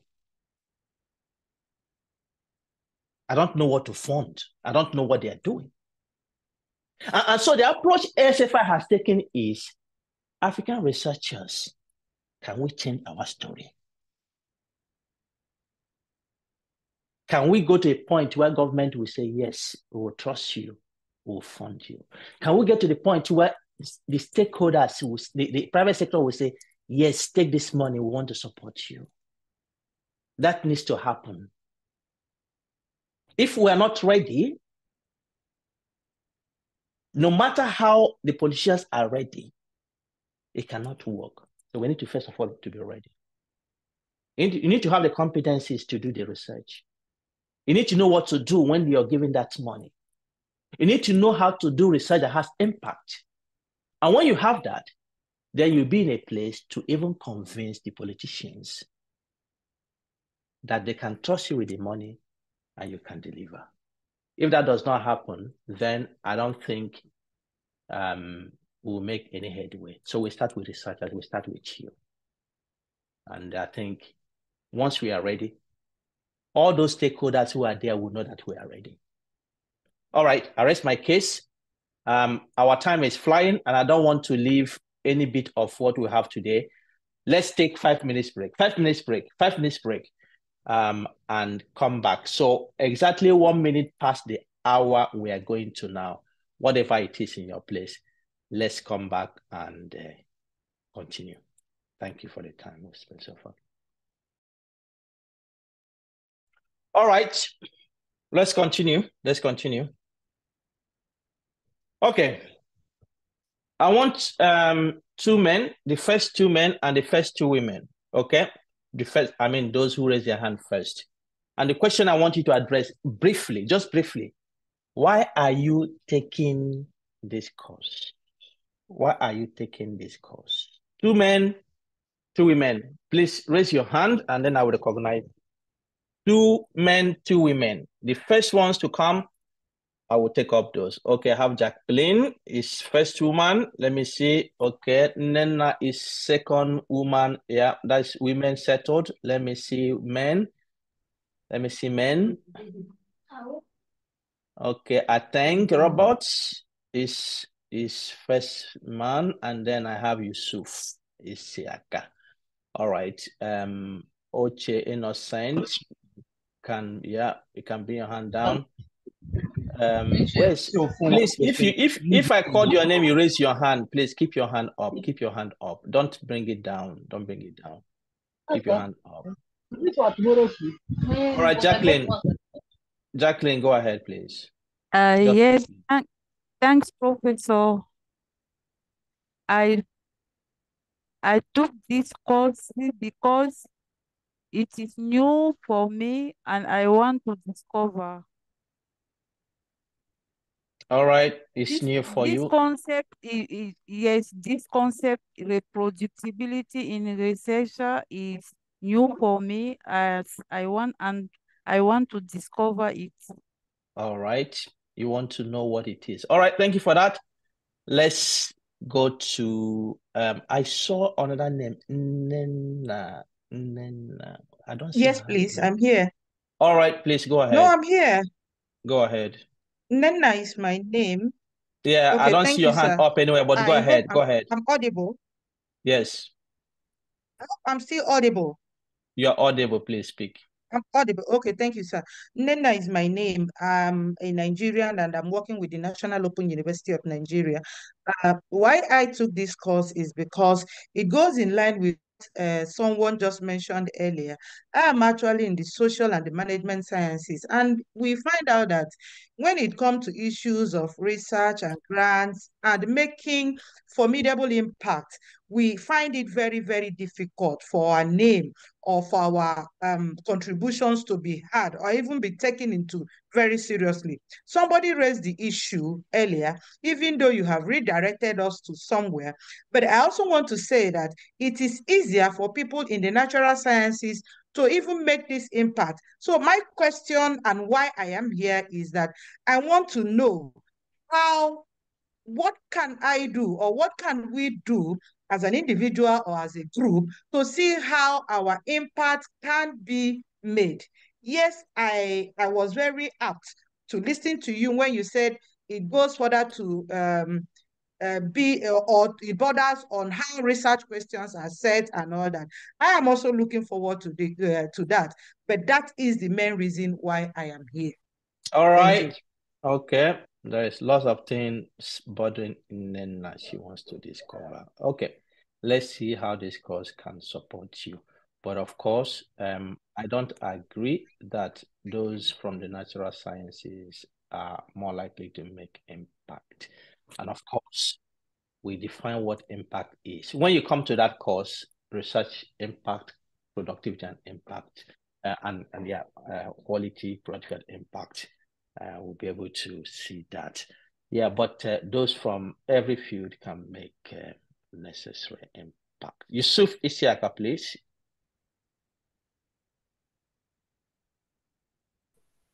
Thank you. Good evening, everyone. Can you hear me? Good evening. Yeah, you clearly. Go ahead. Yeah, good evening, everyone. Again, Yusuf Isiaka is my name. I'm from Nigeria. I'm also a PhD student of Ahmadu Bello University. My interest in this course specifically is when I heard the word reproducibility. It's about replication. For instance, if I carry out a particular research on the living condition of the internally displaced persons in Yobe State, for instance, and my interest is to check about their access to food, their access to healthcare, their access to education. And somebody, let me say, is he Hasna Lalidi, also go to the same location to be able to take the same sample I took and assess their living condition, be able to get the same results as my own. Yusuf, I want to know, why are you taking this course? Why are you taking this course? I so much believe in validity of data. And I believe that this particular course will also improve my skills in the area of ensuring that valid. That's one of my reasons for taking the course. And I also like opportunity like this that connect my research to other African nations as a humanitarian agent, like situation that can connect me to other members from Africa. Because I'm looking forward. Thank you, Yusuf. I will end you there. Let me finish with, I know Hasna is raising her hand, but I wouldn't take her up because I wanted only 2 women and 2 men. I saw the name of Ateng Robot. Please, Ateng Robot, please speak up and then we'll continue. Sorry, Hasna, and all those who raised their hand I didn't recognize. It's okay. There will still be time. There will still be time to get things through. Yeah, Ateng, please go ahead. Yes, thank you, everyone, and good evening to everyone. I'm speaking from Uganda. My specialty is in management, and research is something that I've been so keen in understanding.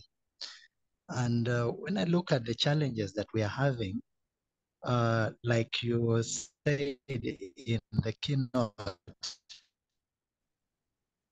is that most of the things we do, we don't have evidence that is based on what we do.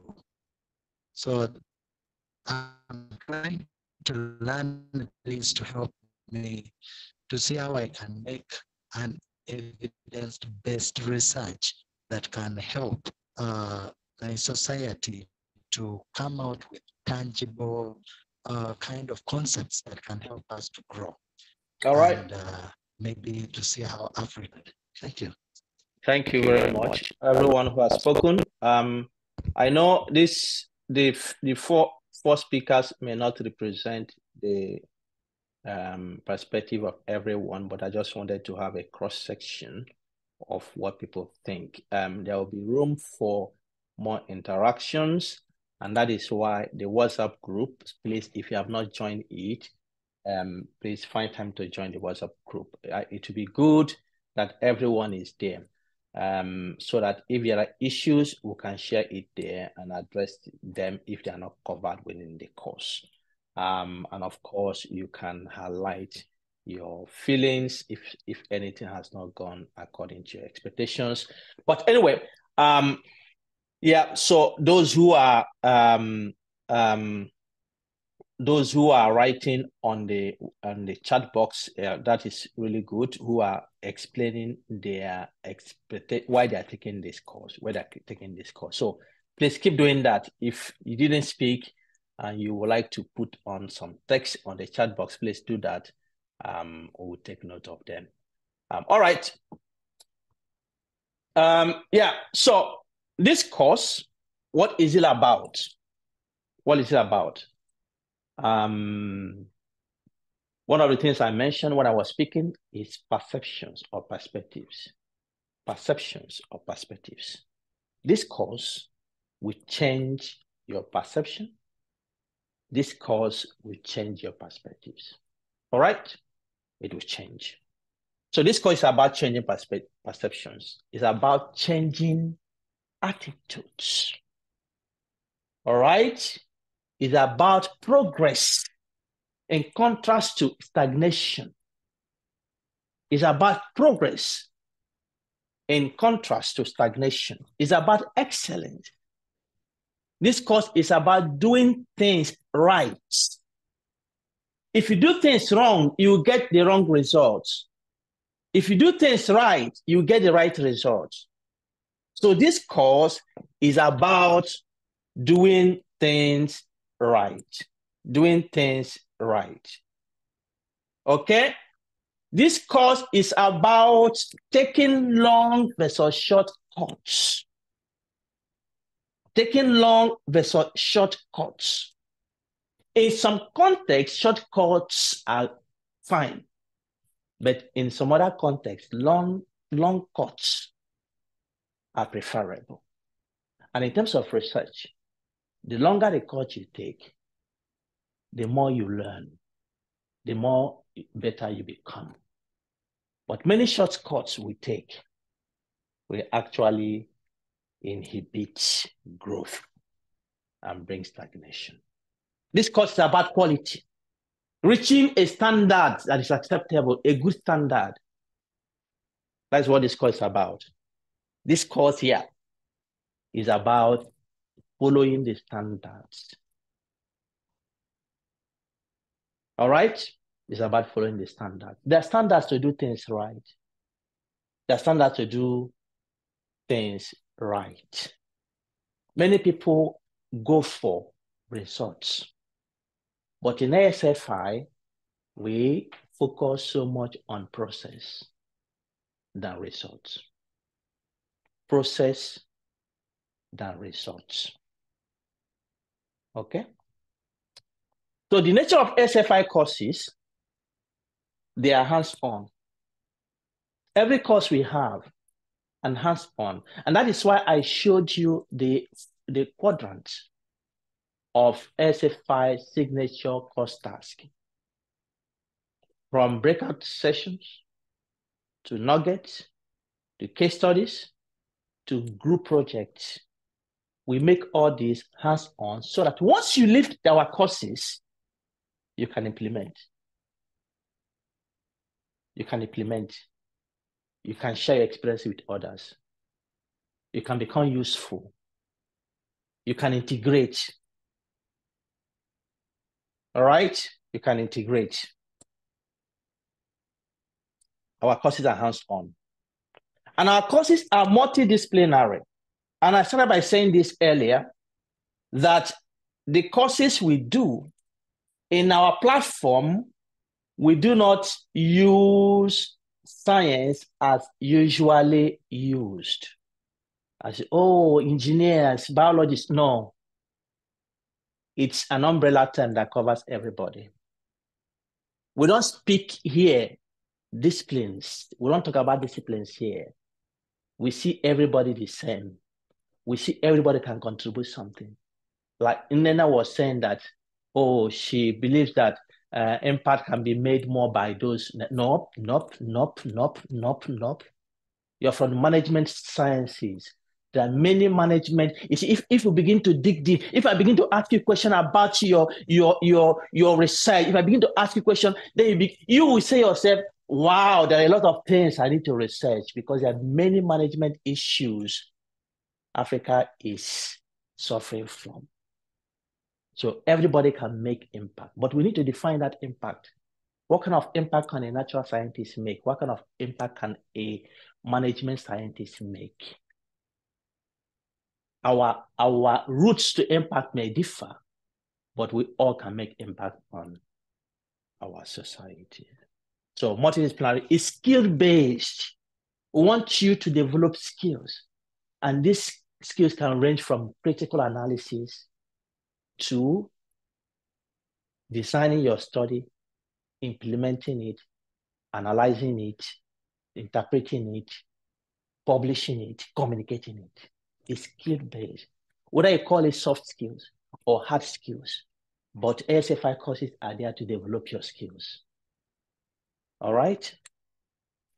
It's African development focus, and I don't need to so much on that because you can already see it from what we have said. Collaborative, we emphasize collaboration. It's process-based versus in contrast to result-oriented. It's impact focus and it's high quality, high standards. You will notice it. Okay?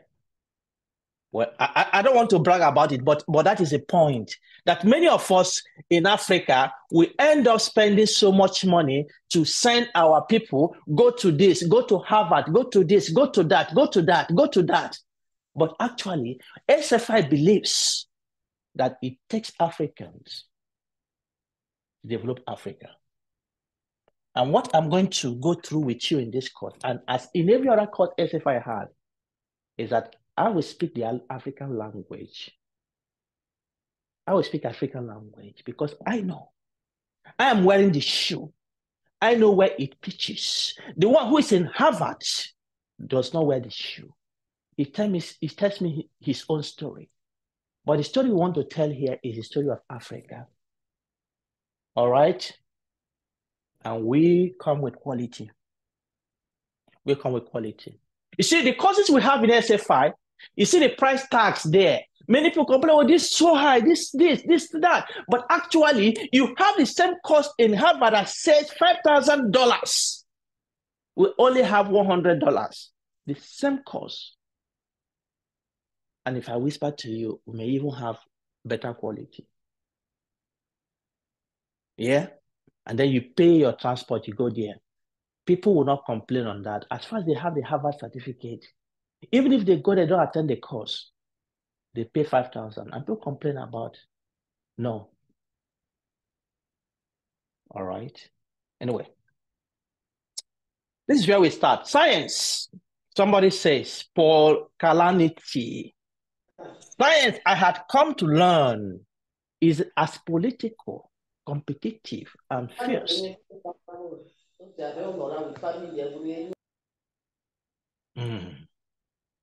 All right. That person was so smart. Science I had come to learn is as political, competitive, and fierce a career as you can find. Full of the temptation to find easy paths. Do you agree? Do you agree with this statement? Yes, I do. Okay. Is there anyone who doesn't agree with this statement? Is there an experience shared in your universities?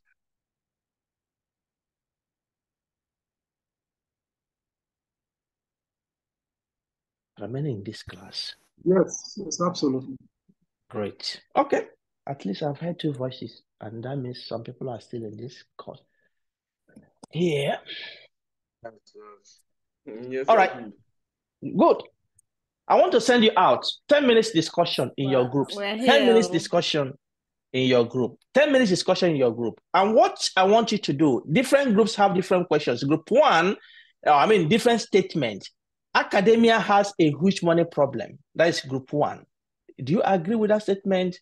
How? Why? Discuss, and then you come back. Appoint somebody in your group that will take only maximum 1 minute to tell us your answer. Group two, please take a picture of this, everyone. Take a picture of this so that when you go to your group, you can know what you are supposed to do. Group two, too many studies are poorly designed. Is that true? Do you agree with that statement? How? Group three, replicating results is crucial and rare. Group four, peer review is broken. Group five, too much science is locked behind paywalls. Group six, science is poorly communicated. Group seven, life as a young academic is incredibly stressful.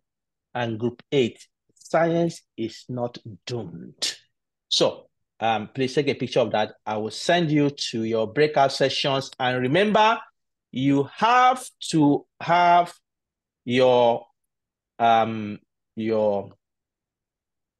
group number to your name so that when I open it, you can know. So 10 minutes, I will bring you back. The rooms are opened. Please join your group and come back in 10 minutes. Discuss quickly. Discuss these issues. Join your group and come back in 10 minutes. Come back in 10 minutes.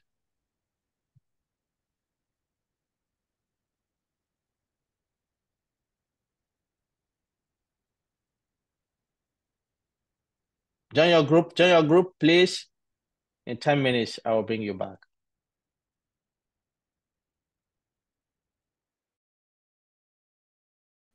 All right, welcome back. Let's now go straight. Who is speaking for group number 1? Please raise your hand. All those who are speaking for the different groups, raise your hands. Group number 1, raise your hand. Let me see who is speaking for group number 1. Tell us what you have discussed. Okay, group number 1, it's okay. Professor, can you hear me? I hear you clearly. Go ahead, please. My name is Dr. Beatrice, and I'm speaking on behalf of Group 1. So our question was, academia has a huge money problem, and we all agreed yes.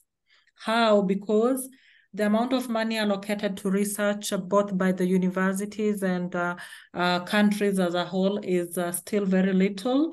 So individuals have to go to their pockets and use their money for research. So they end up doing very little research, which is not quality, and end up publishing in even predatory journals because of lack of money. Why? Research is not prioritized in Africa, and there is no government and private sector collaboration, or if it's there, it's very little. Then finally, implications for Africa.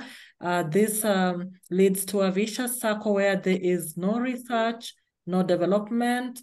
So the society will still have problems, and poverty will still be with us. Thank you. Thank you very much, Beatrice, for that summary. And then I have group number 2, Pascal Cambere. Yes, thank you for this opportunity. So group 2, our question was, too many studies are poorly designed. So we all agreed that too many studies are poorly designed. And the reasons that we thought were contributing to this was that in our part of the world, where research is mainly sometimes not the focus, we tend to not be taught or have the foundation in earlier years or when we are starting our careers, whether in academia or in medicine. We don't have the good foundations and then the strong backing. So when we now enter research, we may have a good research question, but because we don't have good foundations in research, we don't have good research methodology. Therefore, we design studies that may not be ideal. And in times whereby we try and also adopt studies that have been done in other countries, we just adopt it blindly. We don't adapt it. We don't make changes that will be more appropriate in our context, in our countries. And we just copy it blindly, and therefore making it hard to also implement and also carry out. So the impact of this. Okay. Thank you very much. Thank you very much. I think your point is very, very clear. Thank you very much. All right, let's go to group number 3. Who is present for group number 3? Let me see your hand. Group number 3. Group number 3. All right, I don't see anyone for group number 3. Group number 4. Who is presenting for group number 4? Any hand for group number 4?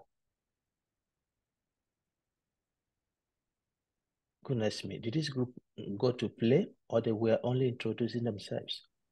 Group number 4, we didn't go to play. We didn't go to play, sir. All right, please. Yes. Okay, tell me. Yeah, we actually just to be sure, because anything can happen. So I just wanted to be sure. All right, Mercy, please go ahead.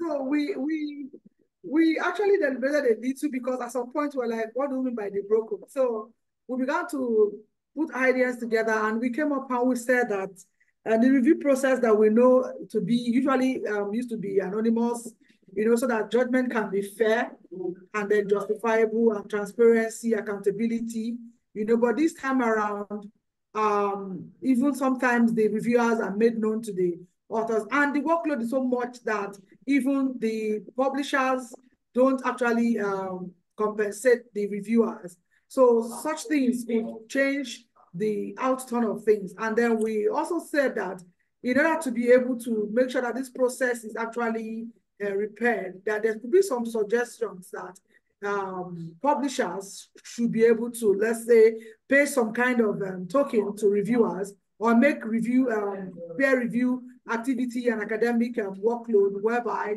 they could even give the reviewers free subscriptions and then free publications and maybe other vouchers and stuff like that. Thank you, sir. All right. Okay. Yeah. Thank you. I mean, to just respond to that briefly, just to say that the peer review process is actually a community contribution from scientists to the science process. So rarely do reviewers, even editors, being paid. All right, rarely do that happen. I know that some journals nowadays do give some things, but rarely do that happen. Okay, so just for you to have in mind is our community contribution to the science process. All right, group number, I can see Bakari Kinte, group number 3. You want to speak, please? Please. So all those group, is it Bakari or I see 2 hands for group number 3? Who is speaking for group number 3?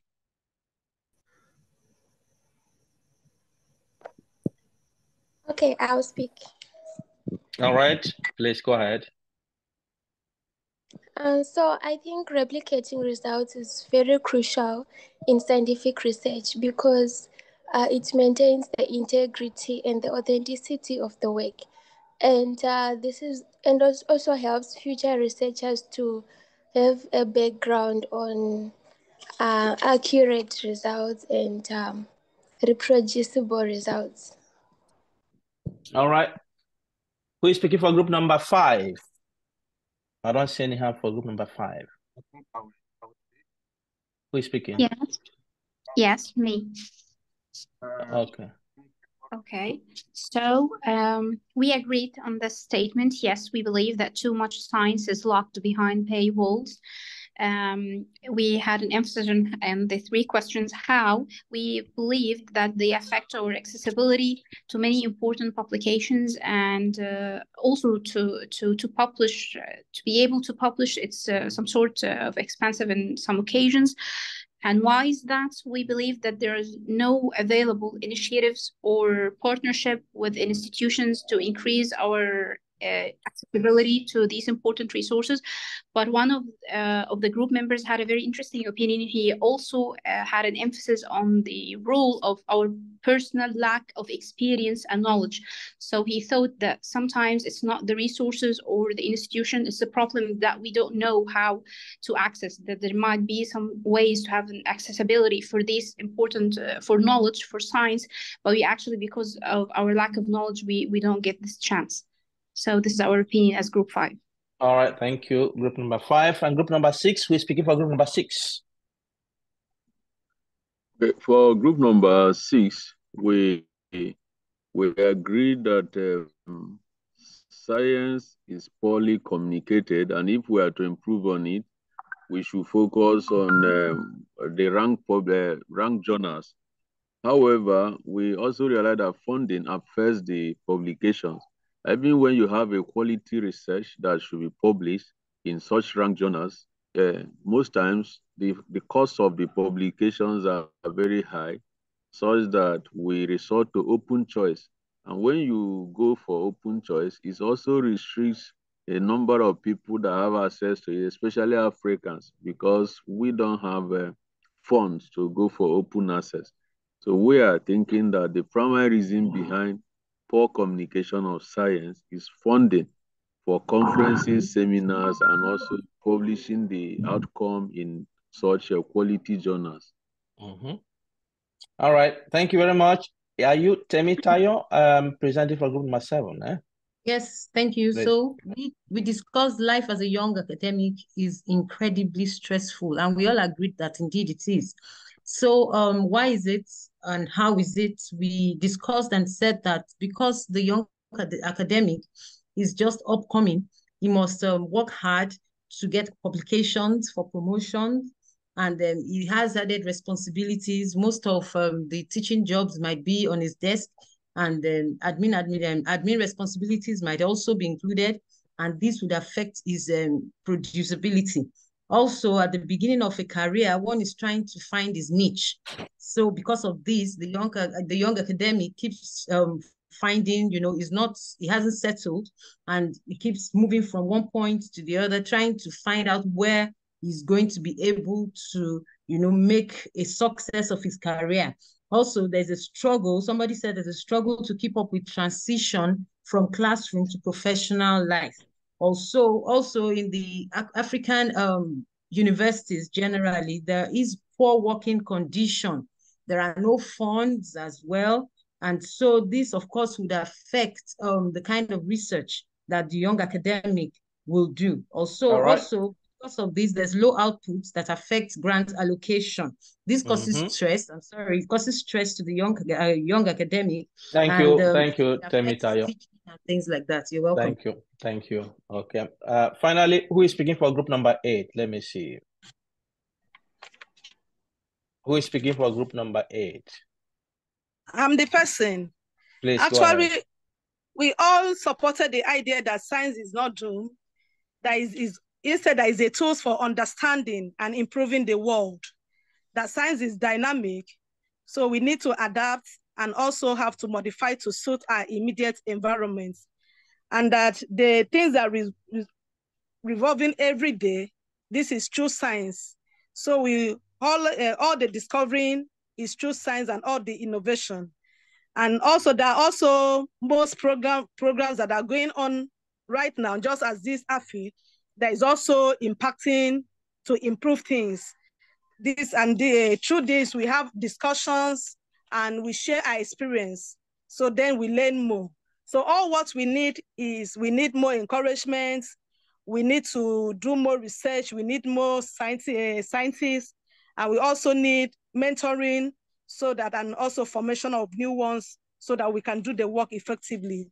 We also look at it that the challenging thing here is the funding for research, equipment to carry out research, then also applying what we have done and use of scientific advancements. Thank you. I am really happy with all the groups that you have used that short time to work on these questions, to tackle them. Yeah, so this is the beginning. There will be lots of discussion. I'm sending you out now to another breakout sessions. And as I mentioned it, we call it ASFI Signature Course Task. Breakout sessions. There will be lots of discussion. So you have 20 minutes now. I have increased it by 10 minutes.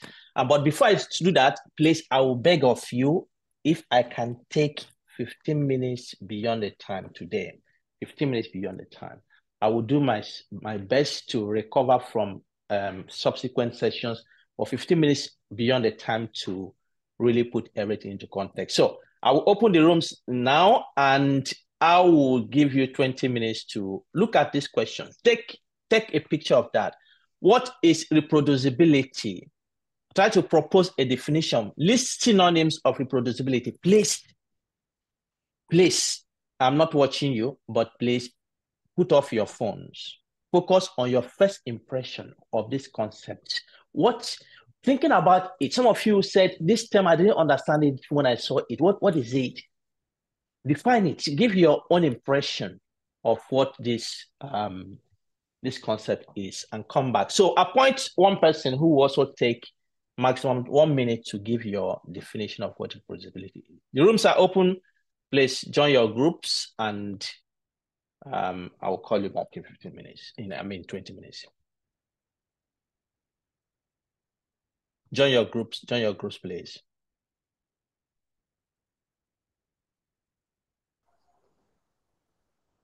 All right, let's go through again. Who is presenting for group number 1, group number 2, group number 3 to group number 8? Please raise your hand, and then let's go through it quickly. Okay, thank you very much, Prof. For group 1, it's Tell Me Beatrice. So we tried to define what is reproducibility, and we just poured out there what came to our minds. So some of us said is when you do research in a different setting using the same methodology, you should be able to get similar results. Get the same results by doing research again. Another person says when another scientist does research and uses the same procedure, should arrive at the same results. Another person said it means repeating a phenomena or recreating a phenomena using high quality standards. Another person says how you can collect data and reproduce it and get the same results. So synonyms of reproducibility: replication, applicability, repetition, adoption, multiplication, duplication, reconstitute, recreate, regenerate. Thank you very much. All right, thanks very much. Group number 1. Who is speaking for group number 2, please?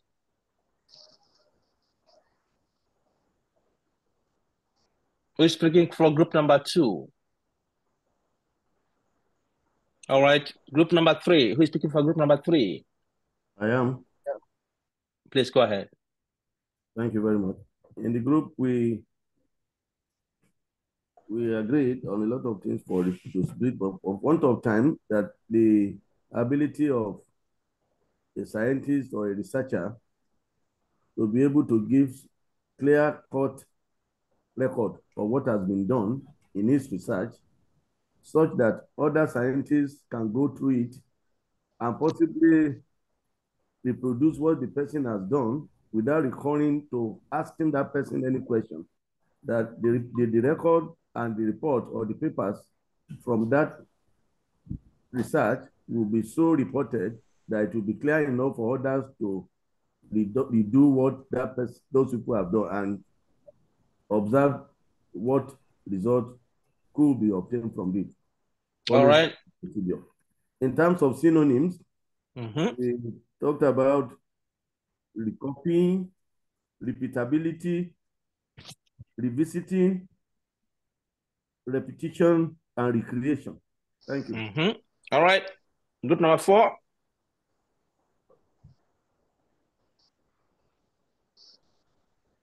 Who is presenting for group number 4? Group number 5. Yes, I'm representing the group.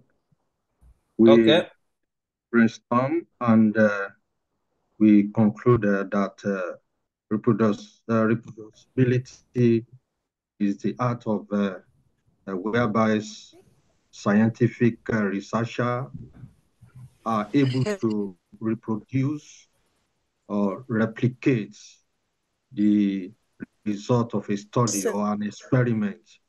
That is, if other scientists in part of the world should conduct similar research or experiment, they should be able to get the same results.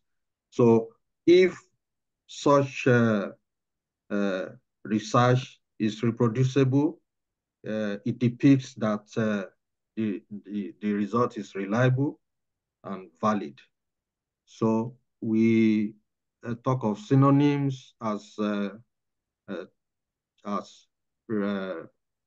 replicate or repeat or duplicate. So replicability, repeatability, or duplicability. All right. Okay, thank you. Group number 6. Okay. We defined reproducibility as the act of conducting research in such a way that it can be replicated by other researchers and for them to come up with similar results. And then for the synonyms, we have replication, repeatability, reproduction, verifiability, and reliability. All right. Thank you. Group number 6. Group number 7. Okay, so we said reproducibility is being able to carry out research in such a way that your methods are reportable, and the way you report your methods, the methods can be carried out the same way you carried it out by another researcher, and they can follow it through by the way you have done it and by the way you have reported it, and that they can carry out the same procedure. Another school of thought was that the results might be the same, or that the results should be the same. However, we were not exactly, it could have been either or. And then we said the synonyms are replicability, consistency, repeatability, duplicability, and recreatability and copying. All right. Thank you. Okay, finally, who is representing group number 8? I am. So we said that Please. reproducibility is to recreate or repeat something that has been done.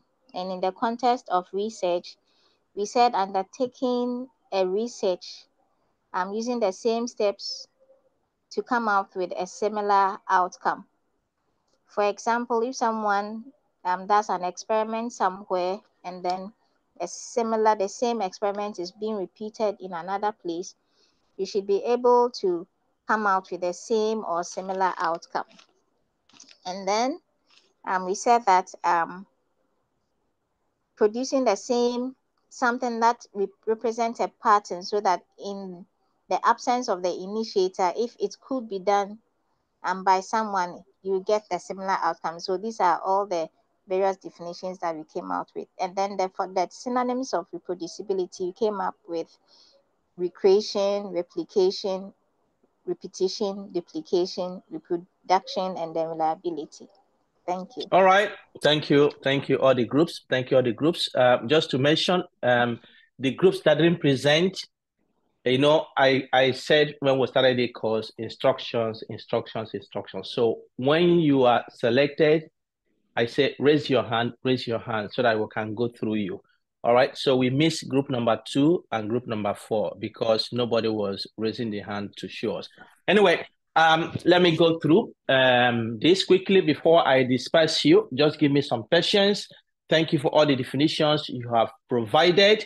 Now I want to say that let's start with replication. All right, replication. Replication in science or in scientific research is defined as the process of duplicating results of a prior study using independent, now underline that, independent investigators, methods, data, equipment, and protocols. So it means that somebody does a piece of research and another person does the same piece of research somewhere, and they are not the same persons, but their results come out the same. All right? In science, this is the gold standard of scientific investigation, whereby a phenomenon is investigated in Uganda, and that same phenomenon is investigated in Nigeria. The researchers may not know themselves, but they're investigating a particular phenomenon, and they come out with the same answer. So in the case of replication, the investigators will be different, the lab different, the methods may be different, everything may be different, but the results are the same. In scientific process, we say the fact that what has been done by independent people, independent settings, but the same result is a confirmation that that phenomenon is actually existing. That phenomenon is true. That phenomenon is reliable. That phenomenon is working. And in science, we call this gold standard. Being able to confirm the finding of a study with independent processes is a confirmation that that phenomenon is true. So in science, we said credibility of scientific claim depends on its replicability. Depends on its replicability, not on the authority of the investigator. It doesn't matter the title that follows your name. If that phenomenon can be confirmed across place, across settings, across approaches, then it strengthens the credibility of that claim. All right, I hope this is clear. What I'm defining here is replication. Replication is the gold standard of scientific investigation. All right? So replication is often impossible. Yeah, it's often impossible because there are many things that hinder that. There are many things that hinder replication. Time, the investigators may be doing it in the night, or person do it in the day, it may be doing it in the winter, in the summer, in the spring. So there are many things that will come to hinder our ability to replicate things. It may be differences in setting. In this part of the world is colder, in Africa is warmer, and these changes in temperatures may affect the setting we're doing the investigation. It may be investigator biases, investigator processes, calibration of instruments, and so on and so forth. It may even be cost. If you don't have funding, adequate funding to do that research, it's possible you may not find or replicate the same thing. So replication, even though it is our ultimate goal, is the gold standard of what we do, even though that is what we desire, it is often impossible to achieve based on these factors I've outlined here. Now, because of this problem, how do we ensure that the scientific process can be trusted if it cannot often be replicated? And that is where the term reproducibility comes to play. Remember, here we mention independence. In reproducibility, it is defined as the ability of an investigator to duplicate the results of a prior study using the same. In replication, it is independent, different. But in reproducibility, the same. So the results are duplicated using the same methods. What we differ in reproducibility is the investigators. But the same methods are used. All right? And then the same results obtained previously are obtained. Did you get the difference? Did you get the difference? Did you get the difference? Yes. Yeah, because you can see that when you were defining your reproducibility, there was a mixture of reproducibility and replication. You mix them together. And that is actually what I was expecting.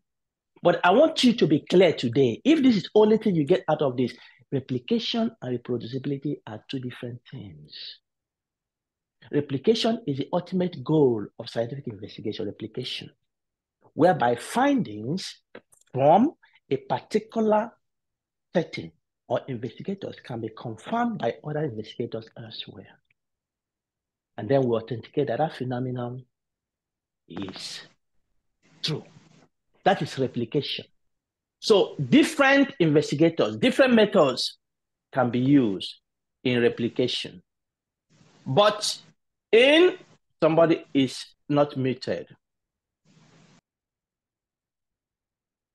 But in reproducibility, you are using the same methods, but different investigators can be involved. All right? The same methods somebody has used, you're using it to ensure that what the person before has done, I can do the same thing and produce the same result he did. That is reproducibility. All right? Now, why do we have reproducibility? Because replication is often impossible. And so the minimum standard that is required In place of replication for scientific investigation, the minimum standard of quality is reproducibility.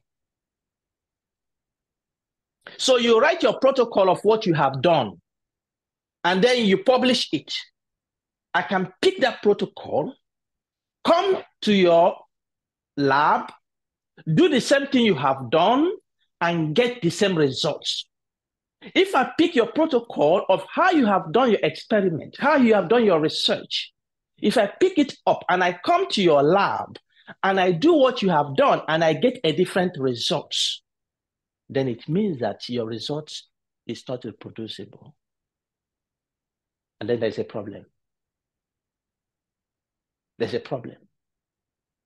There's a problem. Nice for lab work. Now field work will be different. Yeah, it's the same thing. It's the same thing. You see, all we are saying here, because the factors, environmental factors will differ. You see, what we are saying here, what we are saying here is the same. I want you to understand the same. The same. Now, if you go to field work, you have interviewed this old woman. What is your name? Patience. Where do you live? Koronkuta. How old are you? 84 years. When were you born? Do you have a house? Do you ride a bike? I collect all those information. And now I take the same thing, I go to that old woman and I ask her the same question. I'm expected that if I follow the same process you followed, to get the same answers. Is that true or not true? Mr. Bright, can you please give the same example? That's true. I think it's very dicey. It's very dicey, especially in the domain of social research and social sciences. You know, you can bring the same protocol and so on and so forth, but the psychological dispensation of the subject has changed, or some little thing has just distorted, and everything, you get a different situation. Maybe in experimental research, we've said. So what happens is that if you are researching something that is conditional to change, then you can incorporate opportunity to investigate the possibilities of the change. So if you're interviewing somebody and the conditions might have changed, you can ask them between here and here, did anything change? And with reference to what you are trying to investigate. All right? Hello. Please, I also want to I have a question too. Let me I ask. want to understand something. Who is speaking now? Who said doesn't understand something? It's Priscilla. I want to understand something. Yep. I wanted to understand whether reproducibility is actually when you carry out a research. For instance, I want to understand.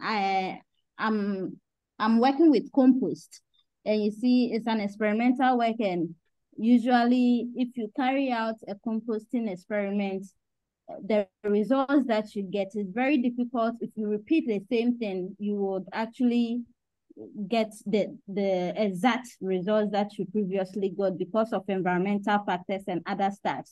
So does it mean that if somebody follows the same method that you use, the person, if he or she doesn't get your same results, your work is invalid?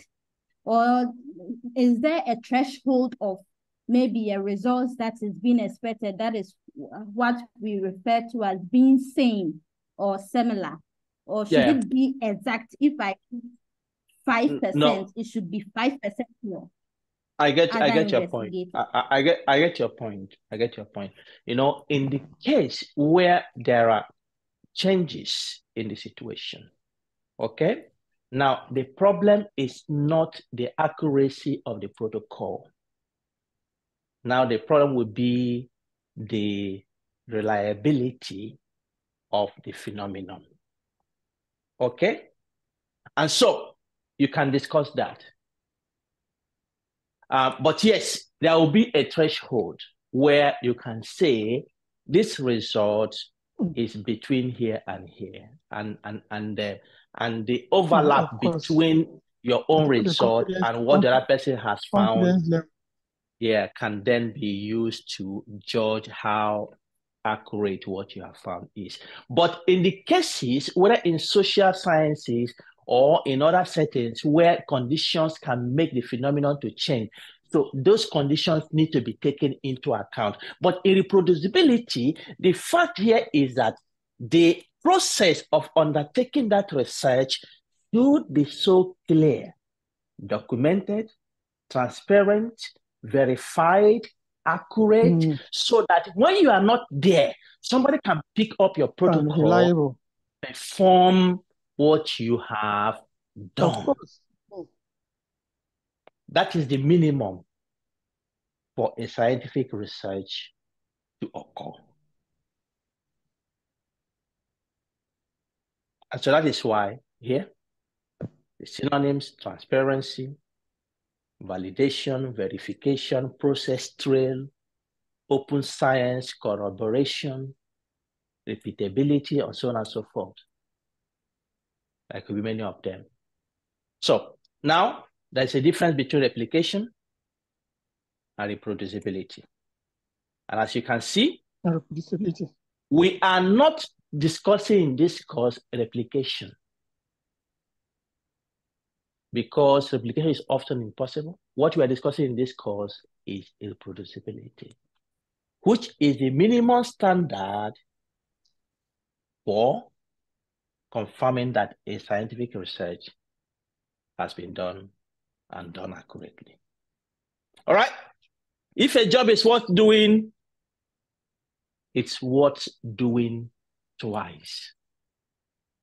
Meaning that if we use one eye, if we use one eye to perform research and a second eye cannot confirm what has been done, then there is suspicion that that was done before may not be right. Okay? So I wanted to clear that this evening, and I hope you got the point. We'll be struggling with the issue of reproducibility, but we have set the process. And I think by the time we go through these 2 weeks, it will be clear to you what this course is really about. But I hope you're getting the fact. Next week, week 2, we'll have the case studies. I will tell you a bit about that now. And then all the groups should prepare and they will present. Follow the instructions for the case studies. And then group number 1, in addition to your case studies, you also present your nuggets next week. So group number 1 and group number 2 will have 2 tasks: the nuggets and then the case studies. All right? I hope that is clear enough. Now, let me present to you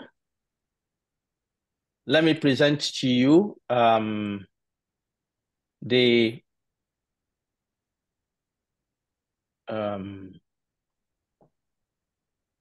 just a minute.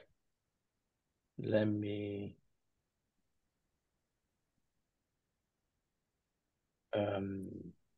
tell you about the case studies. Just give me a second. Let me bring it forward.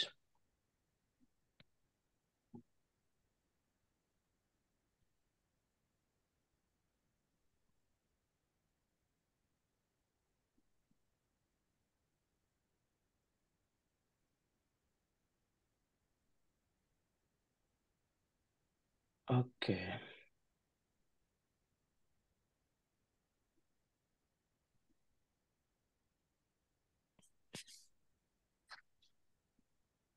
Okay, so let me share my screen. Now, this is the case studies. What I would like you to do in the case studies, what I would like you to do in the case studies is this. This is the way it's going to work out. Each group has been given a case, okay? The goal is for you to investigate the case. So during this week, you meet as a group, and that is why it's important to have the WhatsApp group for your groups so that you can interact. You have been given a case. Each group investigates the case assigned to each and prepares a short presentation about the case, things to cover, describe the case, and its a different aspect.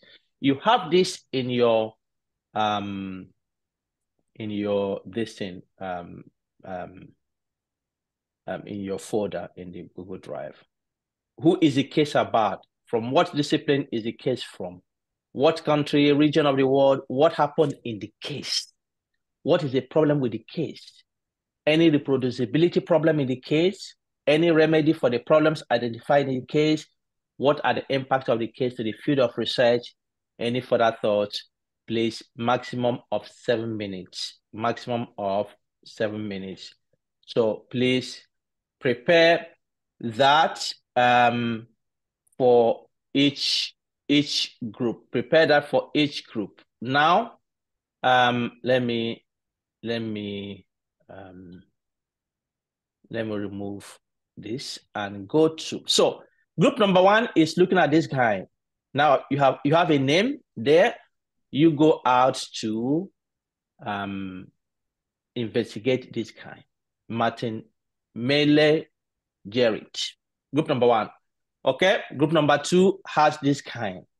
All right, you can type the names on Google, find who they are, investigate them, take different sources, tell us what was the problem with this guy. What was the problem with this guy? All right, what did he do? What was the issue with his case? Haruko Obokata, that is group number 3. Group number 4 is this guy.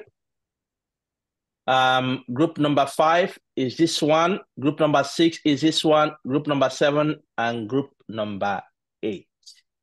All right, so investigate and come next week. Group number 1 and 2, remember you have, in addition to that, your nuggets. Okay, I have a hand. Your time is fast spent. I think we'll take the questions next week to start with. Let me release you. I can see some of you yawning, heavy yawning. I think that is a sign that I really need to be on bed. All right, thank you very much for this evening, and let's see again next week. Saturday. Thank you. Thank you so much. Thank you, sir. Bye. Thank you, everyone. Thank you, sir. Thanks, everyone. Thank you, Prof. Nice. That was a wonderful one. We appreciate your encouragement. Thank you so much. Thank you so much. I appreciate you. Thank you. Good night. See you next week Saturday. Thank you. Good night. See you. Thank you so much. Thank you. Thank you. And God bless. Thank you very much. God bless Thank you, sir. God bless you. Thank you. Thank you. It's a wonderful one. Thank you for the opportunity. God bless you. Thank you. Good night, everyone. Good night. Good night.